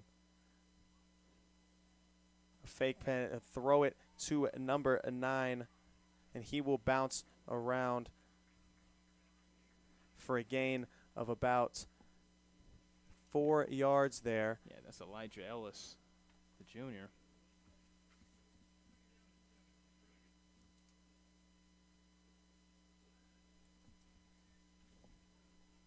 Gain of 3, 2nd and 7. And they will hand off the Maldonado. He will bounce to the outside. He finds some room, and he stretches for another first down. What a run there. Pickup of about 9 yards, and they will move. They will keep moving this chains and pushing it down the throats. And again, Maldonado's been the workhorse as he's seen limping after that play. We hope that he is all right. Yeah, it looks like the offensive coordinators found something with the Shoemaker defense, and it's like they might be getting a little bit tired. They're just moving tempo now as Apple hands it off towards Maldonado again. He will bounce again to the outside, and he will break a tackle, and he will get all the way to the 8-yard line. That is a gain of 12 yards. They are moving efficiently now. and they are going to find themselves on around the 8-yard line. No, excuse me, the 10-yard line for a first and a goal. And again, they're going to run a little bit of tempo here, Joe. And we got Garlington in the backfield. They're going to hand off to him, and he will kind of fall forward for no gain there, as it will be a second and a goal. Maldonado again getting the handoff there, as he has been quite the workhorse so far for this Dragons team in this second half opening drive. And a second and goal from the 10-yard line. There's about 5.5 minutes left to play in this third quarter, and I think the Wolves will call their first timeout of the second half.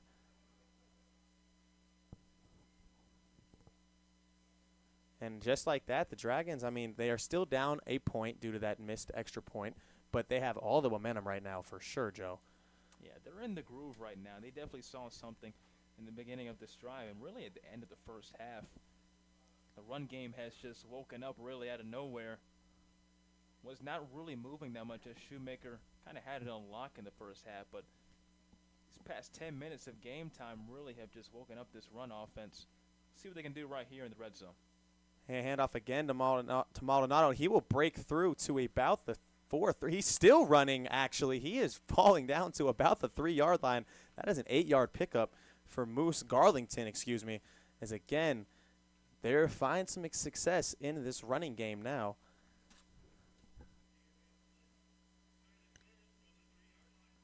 And now, after an 8-yard gain, it is now 3rd and goal from the 3-yard line. Let's see what the Dragons. Working, why stop it, Michael? Here we go. And they're going to, again, bounce out to the outside. He is going to dive into the end zone and flip over a man. That is number 22, Garlington, for his first touchdown of the season. What a play. You talk about effort. You think he wants it right there, Michael? I think he wanted that. He was not being stopped there. He dove over a man into the end zone, went head first.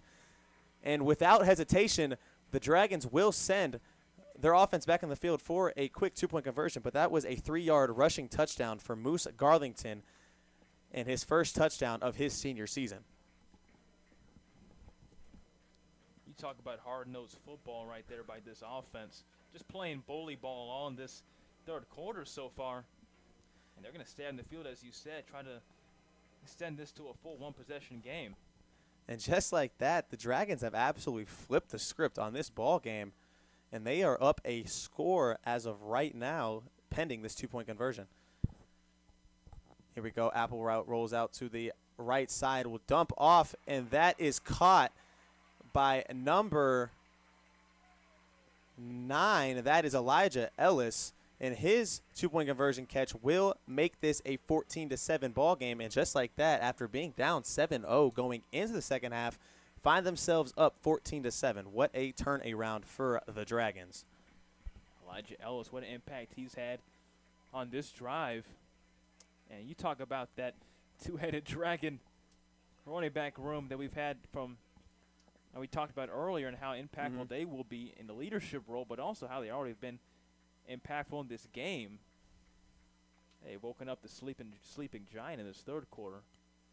Now, Joe, the Wolves they just got punched in the mouth hard in this third quarter. How do they respond? Yeah, the Wolves, they just got to, find their groove again. The bread and butter was that run game.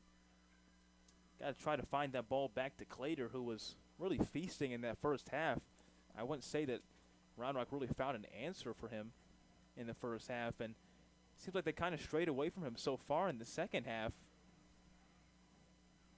They need to play to their strengths if they really want to compete in this game still, because Round Rock looks like they're in their groove in this second half. Granger looks to boot this one away, and the Dragons are up 14-7. And we have a short delay here. It looks like there's a late substitution running out onto the field, as I don't think they had enough man on.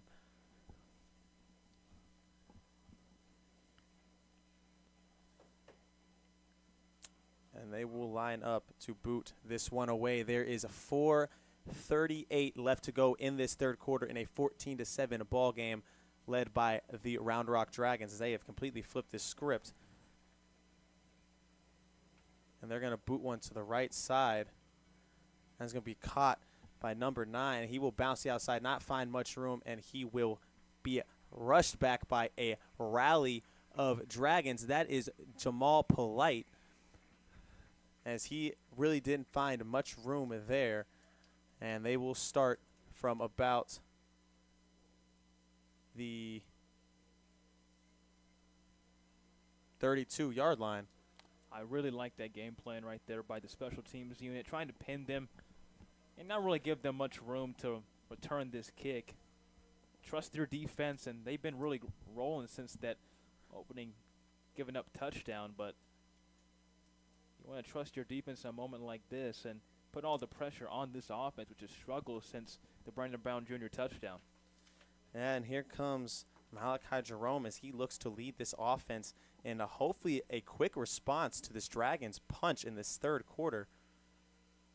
And he will do a quick handoff that will go. No, he fumbles the football, and it drops down, and it's still on the ground, and that is going to be recovered by the Dragons. That is recovered by, I believe, by number 10, Noah Cochran, as he's found a way to jump onto that ball. Number 7, my apologies, 27, my apologies, number 27, Hayden Carner. That is a senior linebacker, and just like that, a disastrous drive starter for the Wolves and the Dragons. Oh, we have an injured player on the field.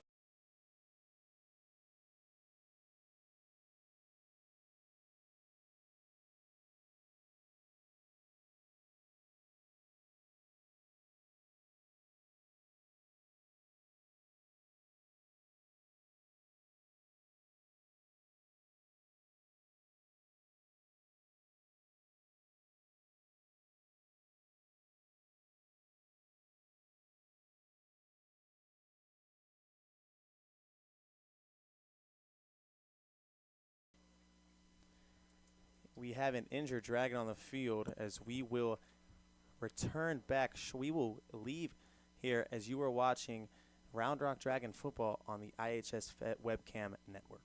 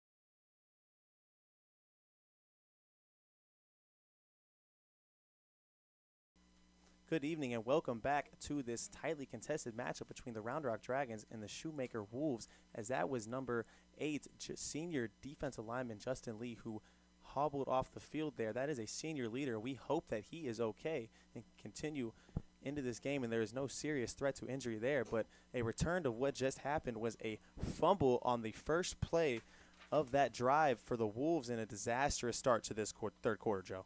And here goes Apple. He will hand off again to Maldonado, and he will bounce around for about a 5-yard pickup. Yeah, disastrous to say the least. I mean, ever since that opening touchdown, it's just been a punt, a 4th and out, a 3rd down to run out the clock at half, a kickoff return touchdown, a surrendered, a 3 and out, and a fumble. So not much going out Shoemaker's way really in the second half. And Apple and the Dragons have just fed off of this energy, in this momentum, as he will send a man in motion, and they will hand off again to Maldonado, and he will bounce and fall around to, I believe, another 4-yard pickup, and that will be a 3rd and short.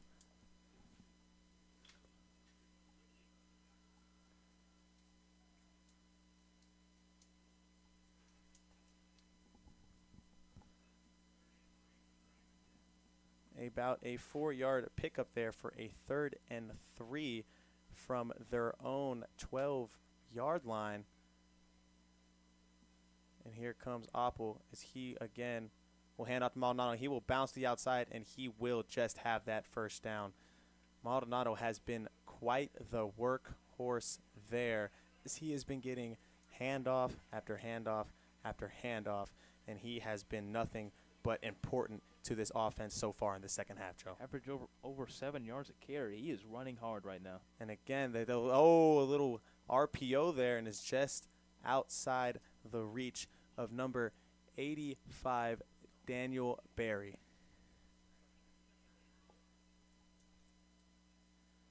Yeah, it looked like Apple tried to rush that play off the keeper. Yeah, I think he had a little bit of pressure in his face. I think Maldonado actually, was pushed into him and kind of made him throw a little off-balance throw there. But no harm, no done on the incompletion. It is 2nd and goal from the 6-yard line.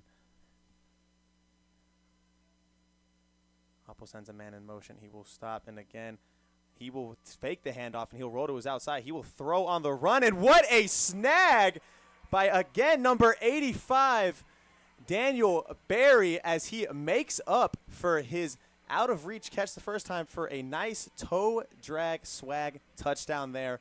What a turnaround for the Dragons. It has been unbelievable, Joe. Yeah, 20 unanswered. What a throw right there by Jack Apple. Excuse me. On the run, rolling out towards his right. Tight window. Gave his receiver a catchable ball, and this is now a 27-ball game here in Dragon Stadium. I couldn't even tell you how much the Madden momentum bar right now is in full swing to these Round Rock Dragons, as they have flipped in this 3rd quarter alone. Have gone, actually, hold on now. They might be calling that play back. They will replay 2nd down, as I believe it was a false start or an offsides. And that play, they will move back, and they just miss out. So no touchdown there. There's 2:41 left in the 3rd quarter, as the chance to go up 2 possessions is followed back by a penalty from the Dragons, which hurt them a lot in the first half, and this is the first we've seen so far in the second. Yeah, big-time penalty right there, but it was still a great play nonetheless. Apple will hand back off to Maldonado, and he will be wrapped up after a short gain. And it is 3rd and goal with 2:30 left to go in this 3rd quarter. So what could have been a 2-possession stretch from the Dragons is now a 3rd and goal from the 7-yard line after a 4-yard carry there from Maldonado. And Apple, again, he will fake the handoff there, and he will roll to the right looking for a man. He's getting chased. He's running to the outside. He has no one there, and he will just throw at the feet. And it looks like the Dragons will have to settle for 3 here. Unfortunate turn for them off of that that false start call, which they will have to settle for 3 here. Yeah, but wipe that touchdown off the board. But you talk about a big stop by Shoemaker, pinned deep on their defense, but they found a way to escape that, and that was disastrous after having the ball run down their throats in this whole drive and finding a way to just only potentially give up at most 3 points. Big-time stop by this defense. And here is kicker Gibson Granger as he will boot this one, but that is blocked by Shoemaker, and this is returnable, but he just falls on the football. A huge blocked kick there for the Wolves. So the Dragons will come up empty on this possession with 2 minutes left to go in the game, or in the 3rd quarter. AutoNation Chevrolet proudly supports the Round Rock ISD football programs. Looking for a big win? Shop these unbeatable selections of new Silverados, Colorados, Equinox, Trax, and more. Plus, score cash for your car by selling it to the team at AutoNation Chevrolet. Go to your quick online appraisal now at AutoNationChevroletWestAustin.com. Then, get paid the same day. It's that easy. Visit AutoNation Chevrolet at 183 in Duval today. Together, let's drive. And Michael Robin, it looked like there could be a knockout punch provided to Shoemaker. They're showing life with the block kick. And a quick handoff there. He breaks off a tackle, and he has a lot of room up the sideline. He will pick up about 14 yards there. That was Clater. That was the man I was talking about just a few minutes ago. Yeah, Javion Clater, as he has been the money runner for the Wolves so far this game. Hopefully they can get him back in the action here and find a way to even up this ball game, as they, even with all the mistakes and all the momentum that's gone in Round Rock's direction, they are only trailing by 7 points. Minute 37 left to go in this third quarter. It is 1st and 10 from the 32-yard line. Here is Jerome. Another handoff to Clater, and he will bounce another hole, but it will be met after a 4-yard gain.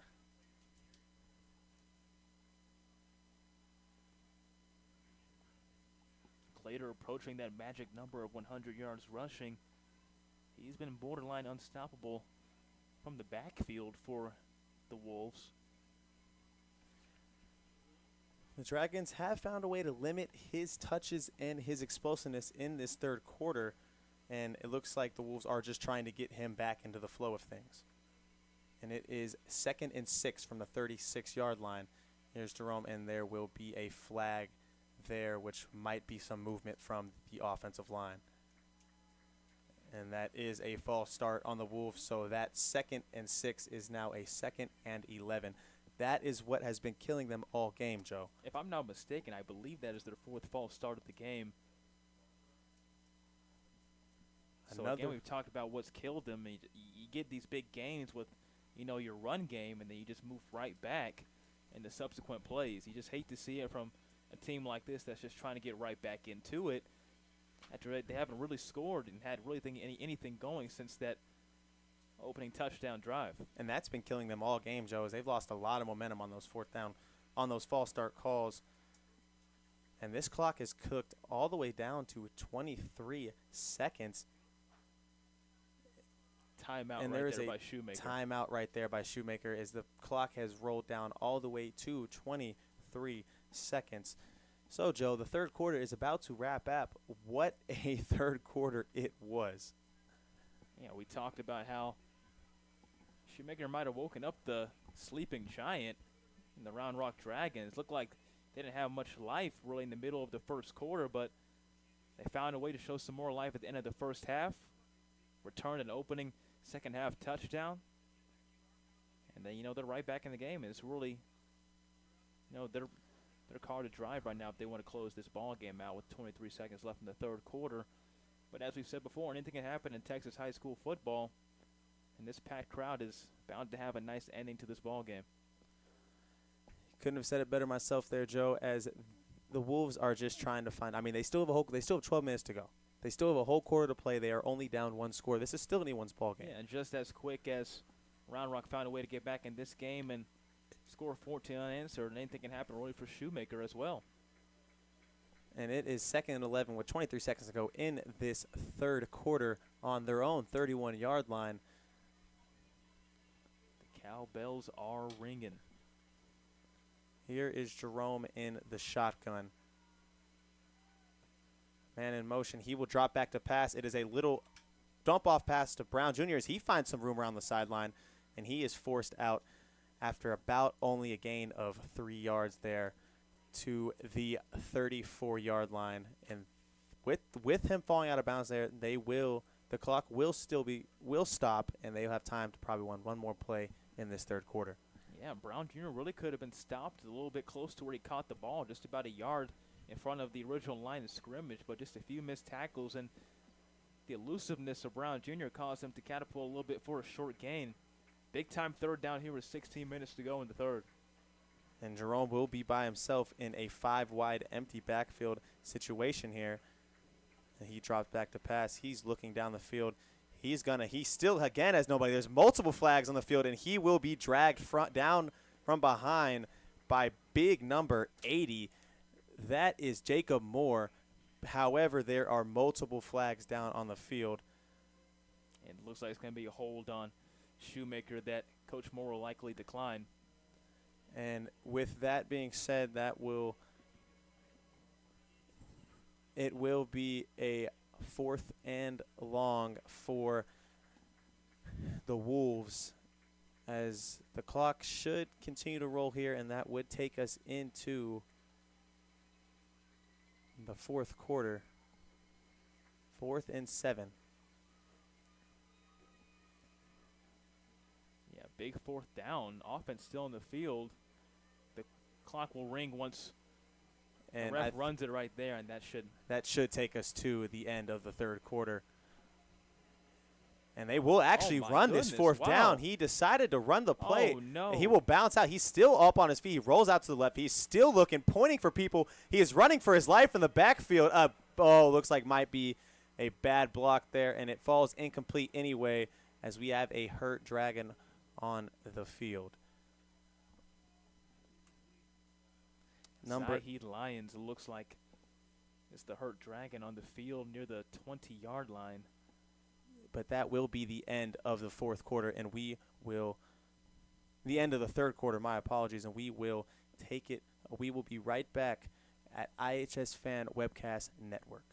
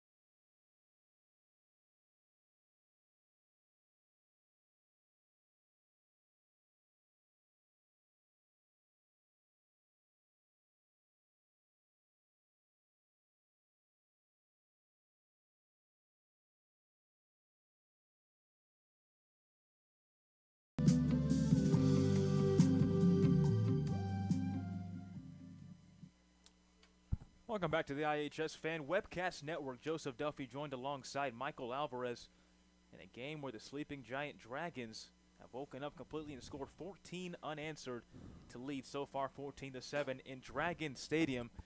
Zahid Lions walked off gingerly after being blasted by a blindside block. And it's going to be 4th down and 8, as that penalty is likely going to be declined to bring out the punt team for Shoemaker.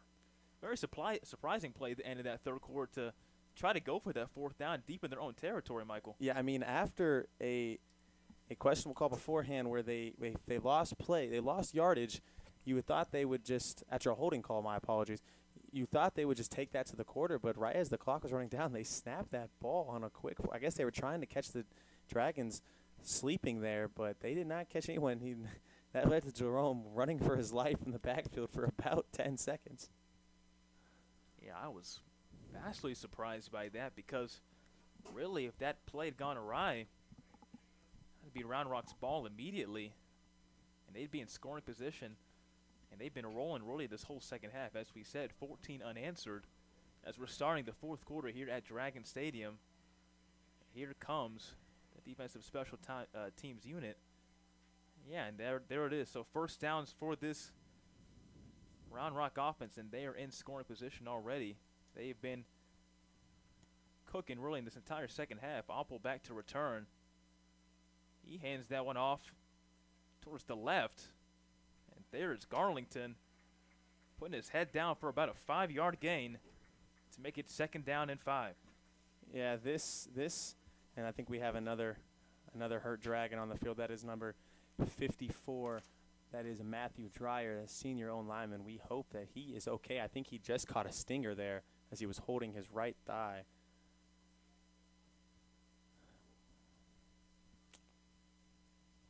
We'll be right back here on the iHSFAN Webcast Network.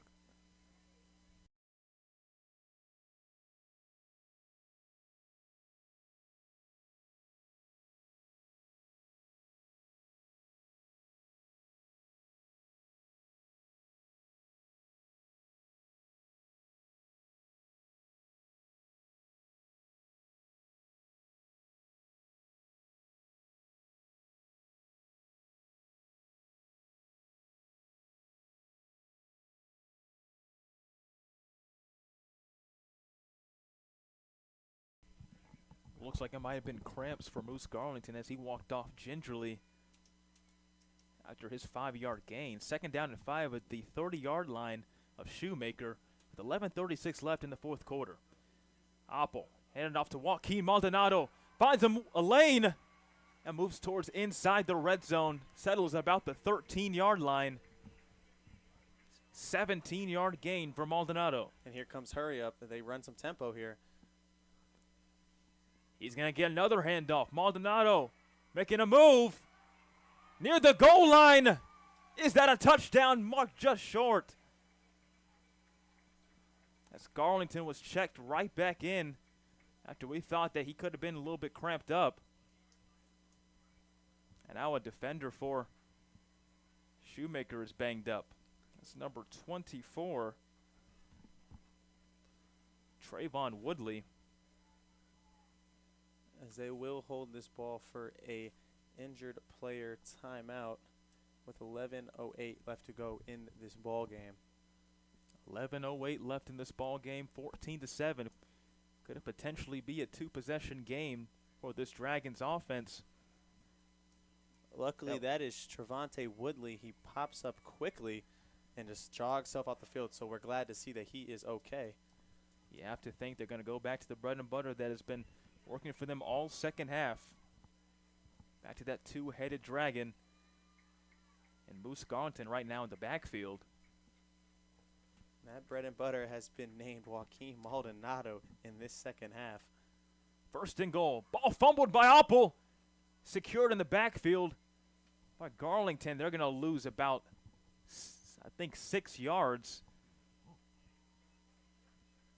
And you do not want to see that right there after having limited mistakes in the second half. And already a crucial loss right here in the red zone. So like that, after being down at the 1, they are going to drop back. Maldonado checked back in. He's going to get the handoff, but defensive line gets there quickly. Maldonado puts his shoulder down and still ends up for about a 2-yard gain. It's going to be 3rd down and goal. And another, this is just not what we've been wanting to see towards this last recent play for this game, as we've had multiple players go down. You know, you see this often in opening season matchups, Michael, with players playing in their first game of the season in a new football year. You may see guys cramp up because they're just not used to the competitiveness that is varsity football in 6A, of course, in Texas, and of course he's right back up. So love to see him walking and jogging off in good health as Joaquin Maldonado. It's hard to get right back in the groove as you start a new year, as he gets a high five from the sideline. And Maldonado has been quite the turning point for this offense in the second half for the Dragons. Been a key to their turnaround in their 14-7 lead here. So the clock back and running. Moose Garlington checked back in. 9:58 left in the game clock. Apple's going to keep it. He's going to shift around, and he's going to score for the touchdown. Apple bangs shoulder pads with the defender and comes up bumping as he is hype as he gets in that end zone. He flexes on him. What a power run there by by Apple. You talk about a turnaround. This offense was struggling to even stay on the field. Now they're going to try to have a little bit trickery and stay on here for a 2-point conversion. Ball dribbled right there. Apple's going to pitch it towards the side to Joaquin Maldonado, and he scores for the 2-point conversion. It's 22-7, Round Rock. Looks like they just wanted to add a little salt to the wound there as they want to keep this momentum going as they will go up 22-7 on the Wolves here. What a second half turnaround for these Dragons. Coach is hype. You can see him. He's high. He's running down the field. He is running to hype up this crowd, and this crowd is loving it here at Dragon Stadium. Yeah, ever since that first half, they went from 3 and out, stopped on 4th, getting intercepted by the Joker Elijah Gray, another 3 and out, and then an opening touchdown in the start of the second half. Then a Daniel Berry touchdown. And then a rush touchdown right there by Jack Apple, and then a pitch to Joaquin Maldonado to add more to make it a 22-7 ball game. 22 unanswered for the Round Rock Dragons. 9:50 left in this ball game. Just adding it on here in this opening season matchup in Round Rock, Texas. Dragon Stadium. Round Rock hosting the Killeen Shoemaker Gray Wolves. How can Shoemaker stay in this game, Michael? I mean, they just need to find some more poise on the offensive end. I mean, they still are in this ball game with 9:50 to play. That is still plenty of time to get themselves back into this ball game. Ticked off by Granger. Solid kick. Going to be handled right there by Malik Weeks as he finds the left sideline, and he's going to gain about 10 to 15 yards or so. And they're going to start at the 22-yard line for this drive at the 9:43 mark.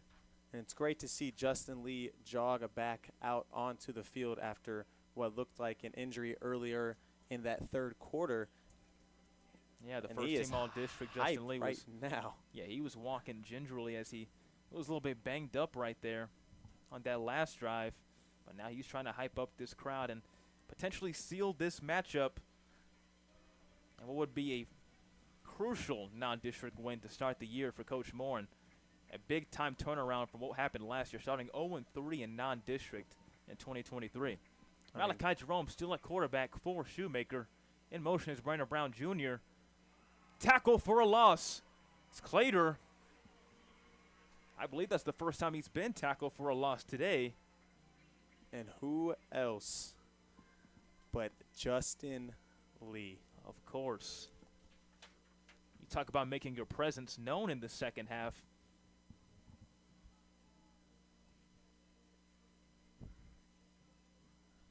I mean, the Dragons just have all the momentum in the world right now. Loss of 3 from Clater. Empty backfield.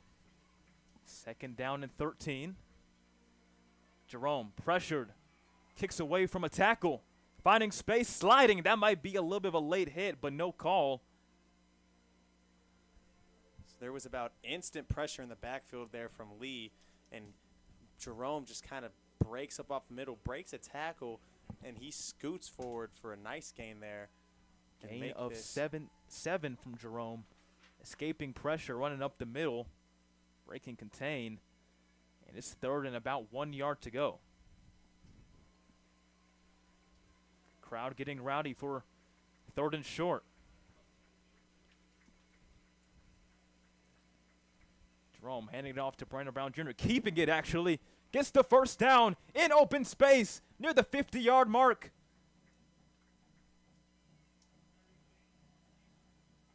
Looks like Jerome has just been trying to put this offense on his back as he's been doing it all with his legs as of the last 2 plays, and they are moving the ball down the field nicely now.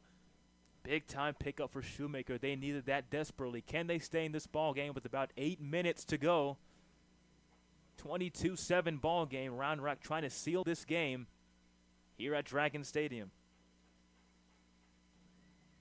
Jerome dropping back.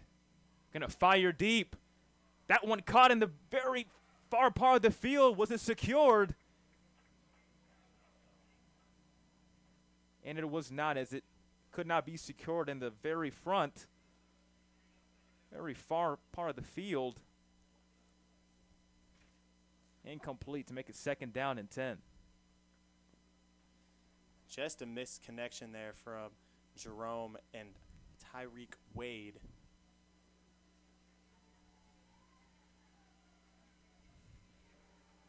And what would have been a huge pickup and a momentum booster for this Wolves offense. 7:46 Malachi Jerome.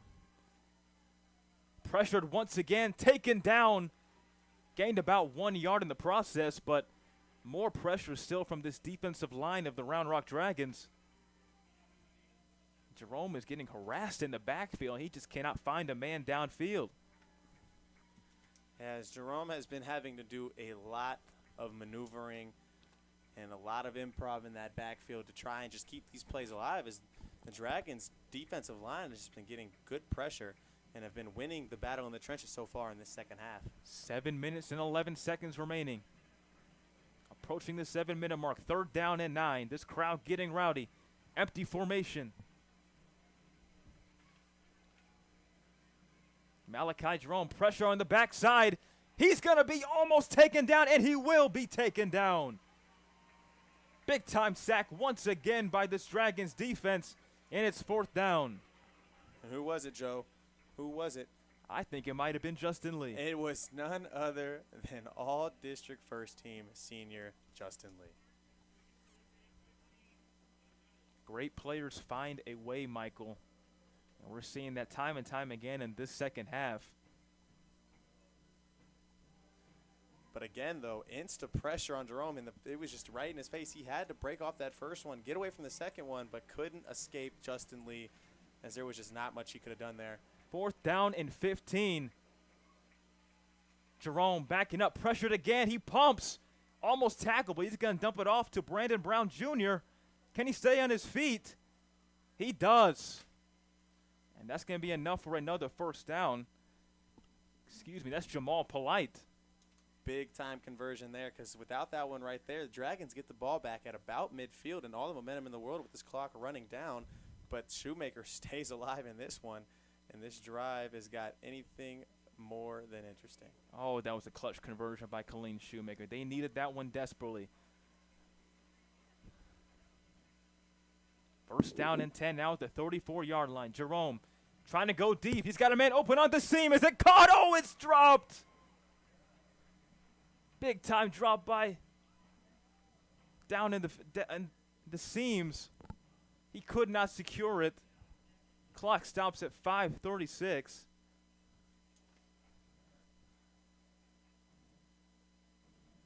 He was looking for a deep shot there, which would have resulted in, if it was caught, a Shoemaker touchdown, and would have been a nice crowd silencer here, but they just could not connect there, and it is 2nd and 10.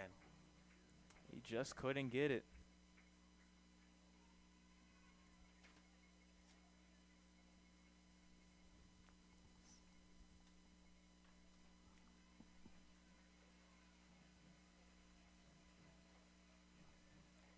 Second down and 10.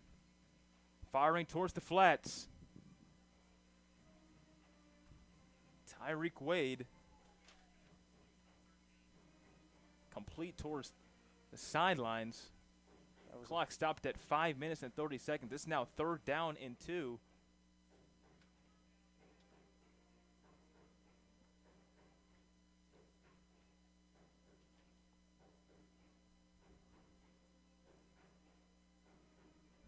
The Dragon Band is just in this game along with the fans here, and it is rowdy in Dragon Stadium. Yeah, Tyreek Wade calling the shots now for this offense.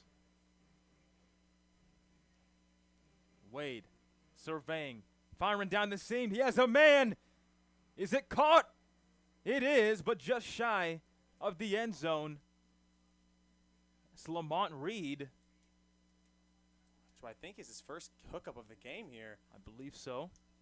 And a big one at that is this. They keep this drive alive, and they are knocking on Round Rock's door to keep this still a ball game, as the clock took down to almost under 5 minutes here at 5:15 to go. Yeah, and just when it looked like they were out of it, a key 4th down conversion to move the chains, and then already back in the red zone. 1 yard to go. 1st and goal. Going underneath was Isaiah Butler Tanner. And there goes another flag. And what is it, Joe? It's been the penalties all game long for Shoemaker. That has cost them. As they make big gains, they get moved right back. And not just the penalties, the penalty. Of course. The false start, which has been the silent killer for these Gray Wolves here, and has always costed them right after a solid gain, Joe. So the clock stopped at 4:51, now ticking. Just under 5 minutes left in this ball game in the fourth quarter. Tyreek Wade botches the snap, has to fall on it, so they lose again more yards. And after crucial conversions and nice gains, they're moved back towards about the 11-yard line. Still second and goal, but you don't want to see that if you're Toby Foreman. Yeah, it doesn't look like Jerome was ready for that snap there at all. And after being down at the 1-yard line, they have been pushed all the way back to the brim of that is.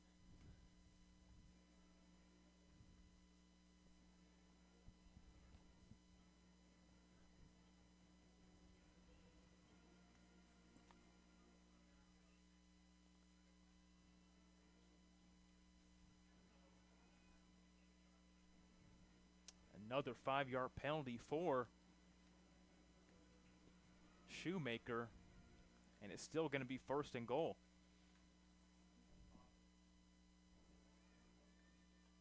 A little bit of confusion from the referees, the officials, who are not on the same page.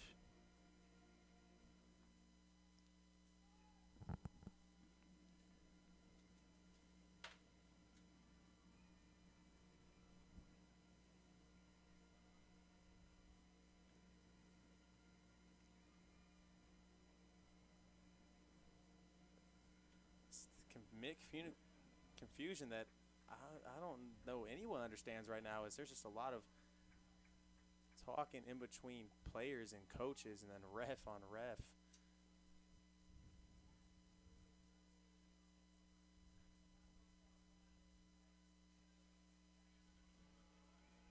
Still,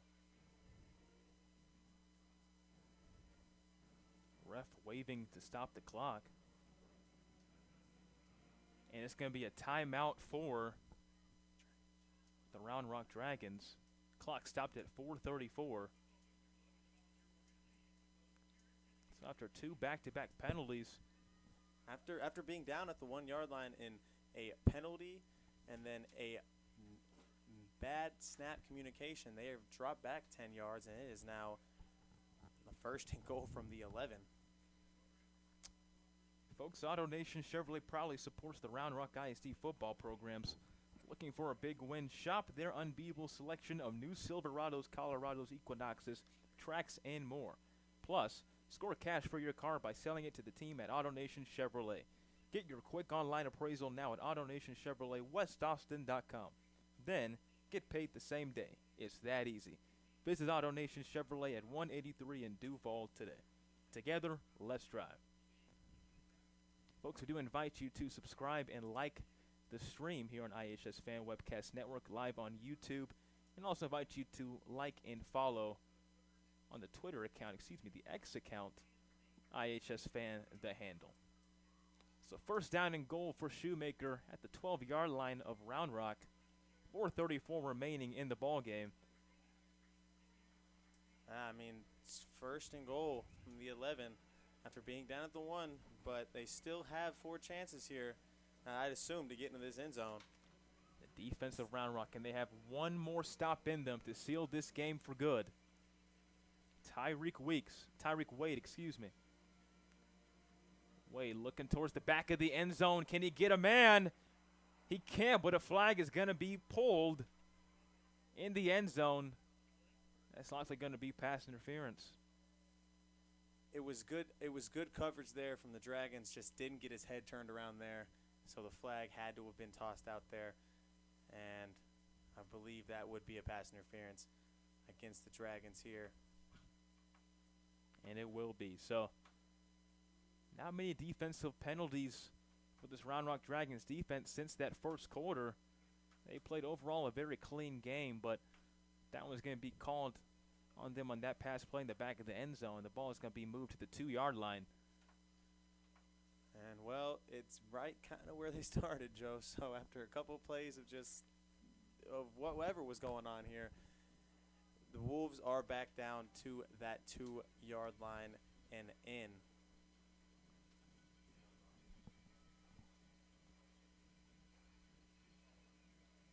Wade handing it off to Brandon Brown Jr. He scored the only touchdown of the game. Can he get there for another? He cannot, just shy by about half a yard or so.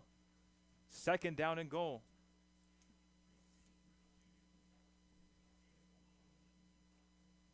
Four minutes and 8 seconds remaining in this ball game. I believe that was senior Cole Dodds who wrapped his arm around his foot and just kept him from falling into that end zone there. Crucial stop for the Dragons right there. A little bit of confusion from the players. Substitution having to run off the field. Second down and goal. 1 yard to go. And Wade is just going to keep it going into the end zone. Is that a touchdown? It is. And it is now 22-13 as the Wolves trail. But that is a big-time touchdown that they needed to stay in this ball game. But they are going to need the 2-point conversion here because remember, the Dragons on their last touchdown went for 2 to extend this and force the Wolves to have to go for 2 on one of their 2 touchdowns here. And looks like they're just going to take their extra point. And if the time comes to it, they will go for 2 to tie the game later. The extra point is good, and it is 22-14 Round Rock with 3:37 remaining in the ball game.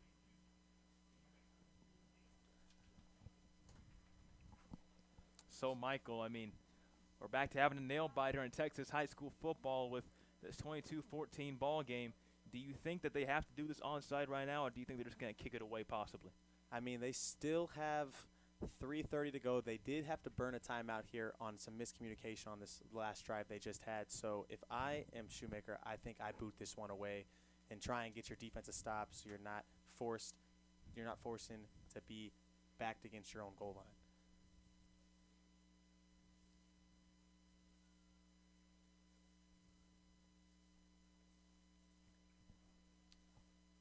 Time impending kick from Shoemaker, trying to see if they're going to do an onside or possibly just kick it away. There's plenty of time, really, 3 minutes and 37 seconds. Like you were saying, Michael, if they want to, if they can just kick it away. And they have 2 timeouts left in the ball game. If they really want to, they can depend on this defense. Now, the problem with that is Joaquin Maldonado has had himself a heck of a second half here, and they have not really had an answer for him.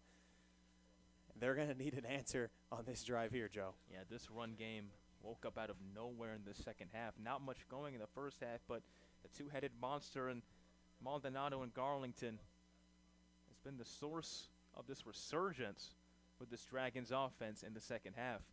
A team that was trailing 7-0 after the first half at one point had scored 22 unanswered, and now they lead by 1 possession with 3 minutes and 37 seconds left.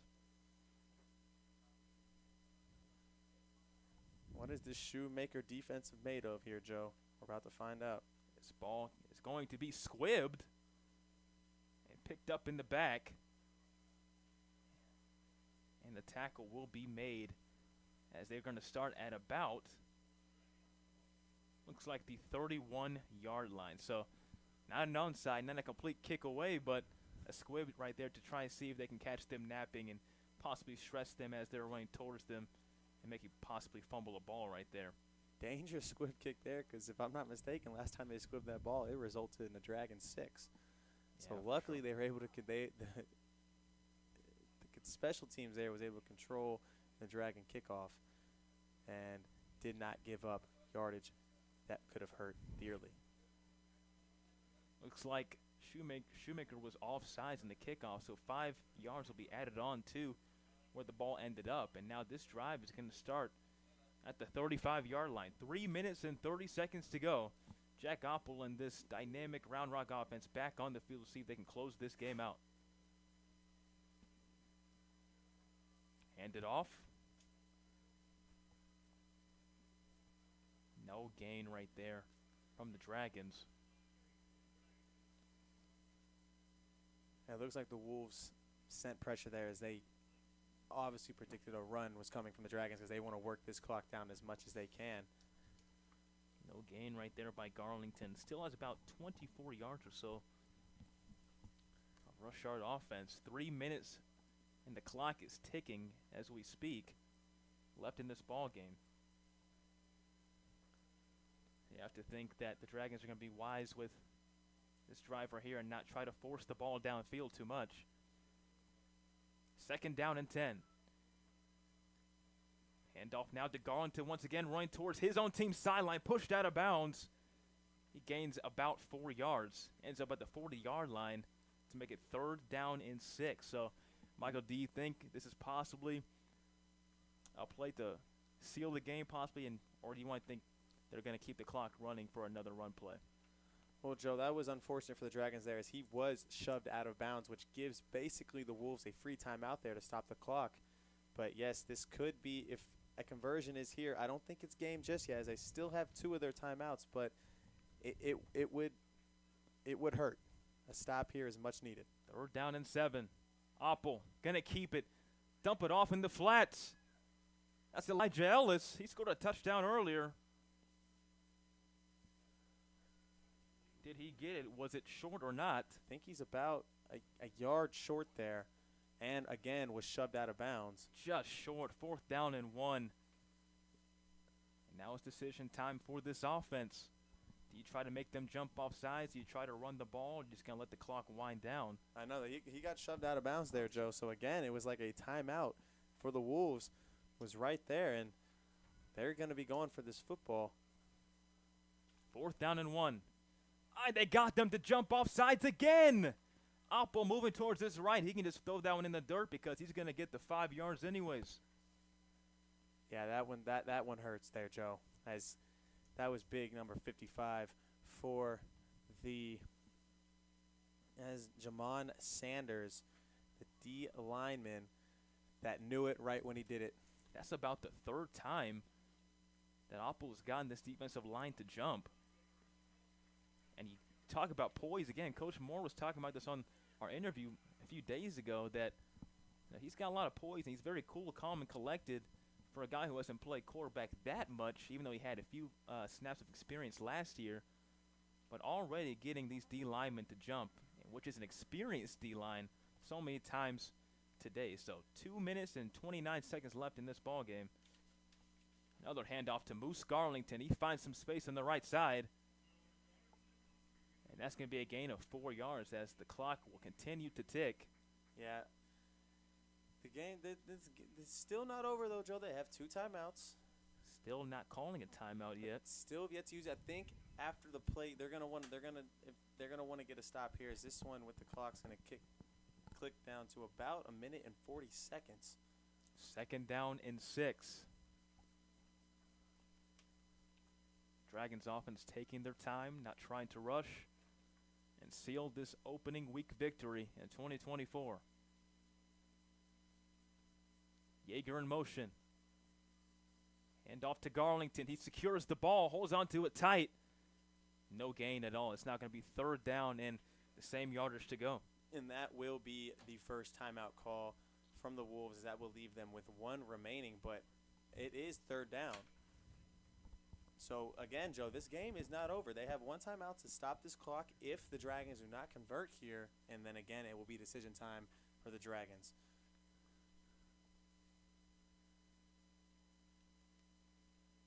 Folks, we do invite you to follow iHSFAN Webcast Network on YouTube. Please like and subscribe, and also like and follow on X, where we have all your teams from the area playing on this network live on YouTube on Thursdays and Fridays. Here in Dragon Stadium, Joseph Duffy alongside Michael Alvarez, and what has been an amazing 2024 opener.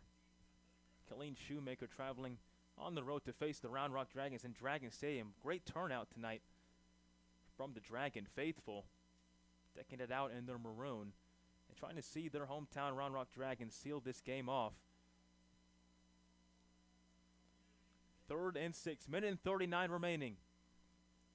Oppel going to hand it off now to Garlington again. Can he get space? He's going to get a 1st down and more. And that first down there, Joe, just about wraps it up for this season opener for the Dragons. And you can hear the Moose serenade from the crowd, as that was a crucial conversion on third down to tilt it more in the Dragons' favor. 1 minute and 28 remaining as the Wolves used their final timeout of the second half. And he had to work for that one there, Joe. He had a little juke move, little shift inside there to pick up that first down and effectively end this game. You talk about some hard-nosed runners, and Maldonado and Garlington. Sometimes it looks like the holes are not there in the beginning of the play, and they just find a way. They put their head down. They're not the biggest guys in the world, but they find a way to find space and make space, moving the chains yet again for this offense that has relied on them so much in the second half. I mean, what a turnaround, though, for the Dragons in that second. They looked like they were just had no life, no momentum, no nothing going into that halftime, and then a punch to the mouth out of the gates, and then they just kept going from there, Joe. But, Michael, this is the experience Coach Moore was talking about. We asked him again how it felt being a team that started 0-3 last year and finding a way to sneak into the playoffs. This team is resilient, and they're going to line up in victory formation to wind out this clock and end this ball game. En route to an opening season victory as Apple takes a knee, as the clock will continue to wind down here at Dragon Stadium.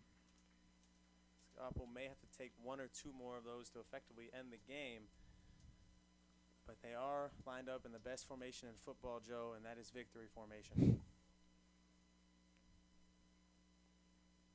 Minute and 10 remaining in the ball game as it slowly winds down. Again, one of the favorite formations that you love to see. He works so hard in the week just to have that formation at the very end of the ball game, and I got a feeling they're going to be celebrating tonight after a long summer's work, but they know that they got to be right back at it next week.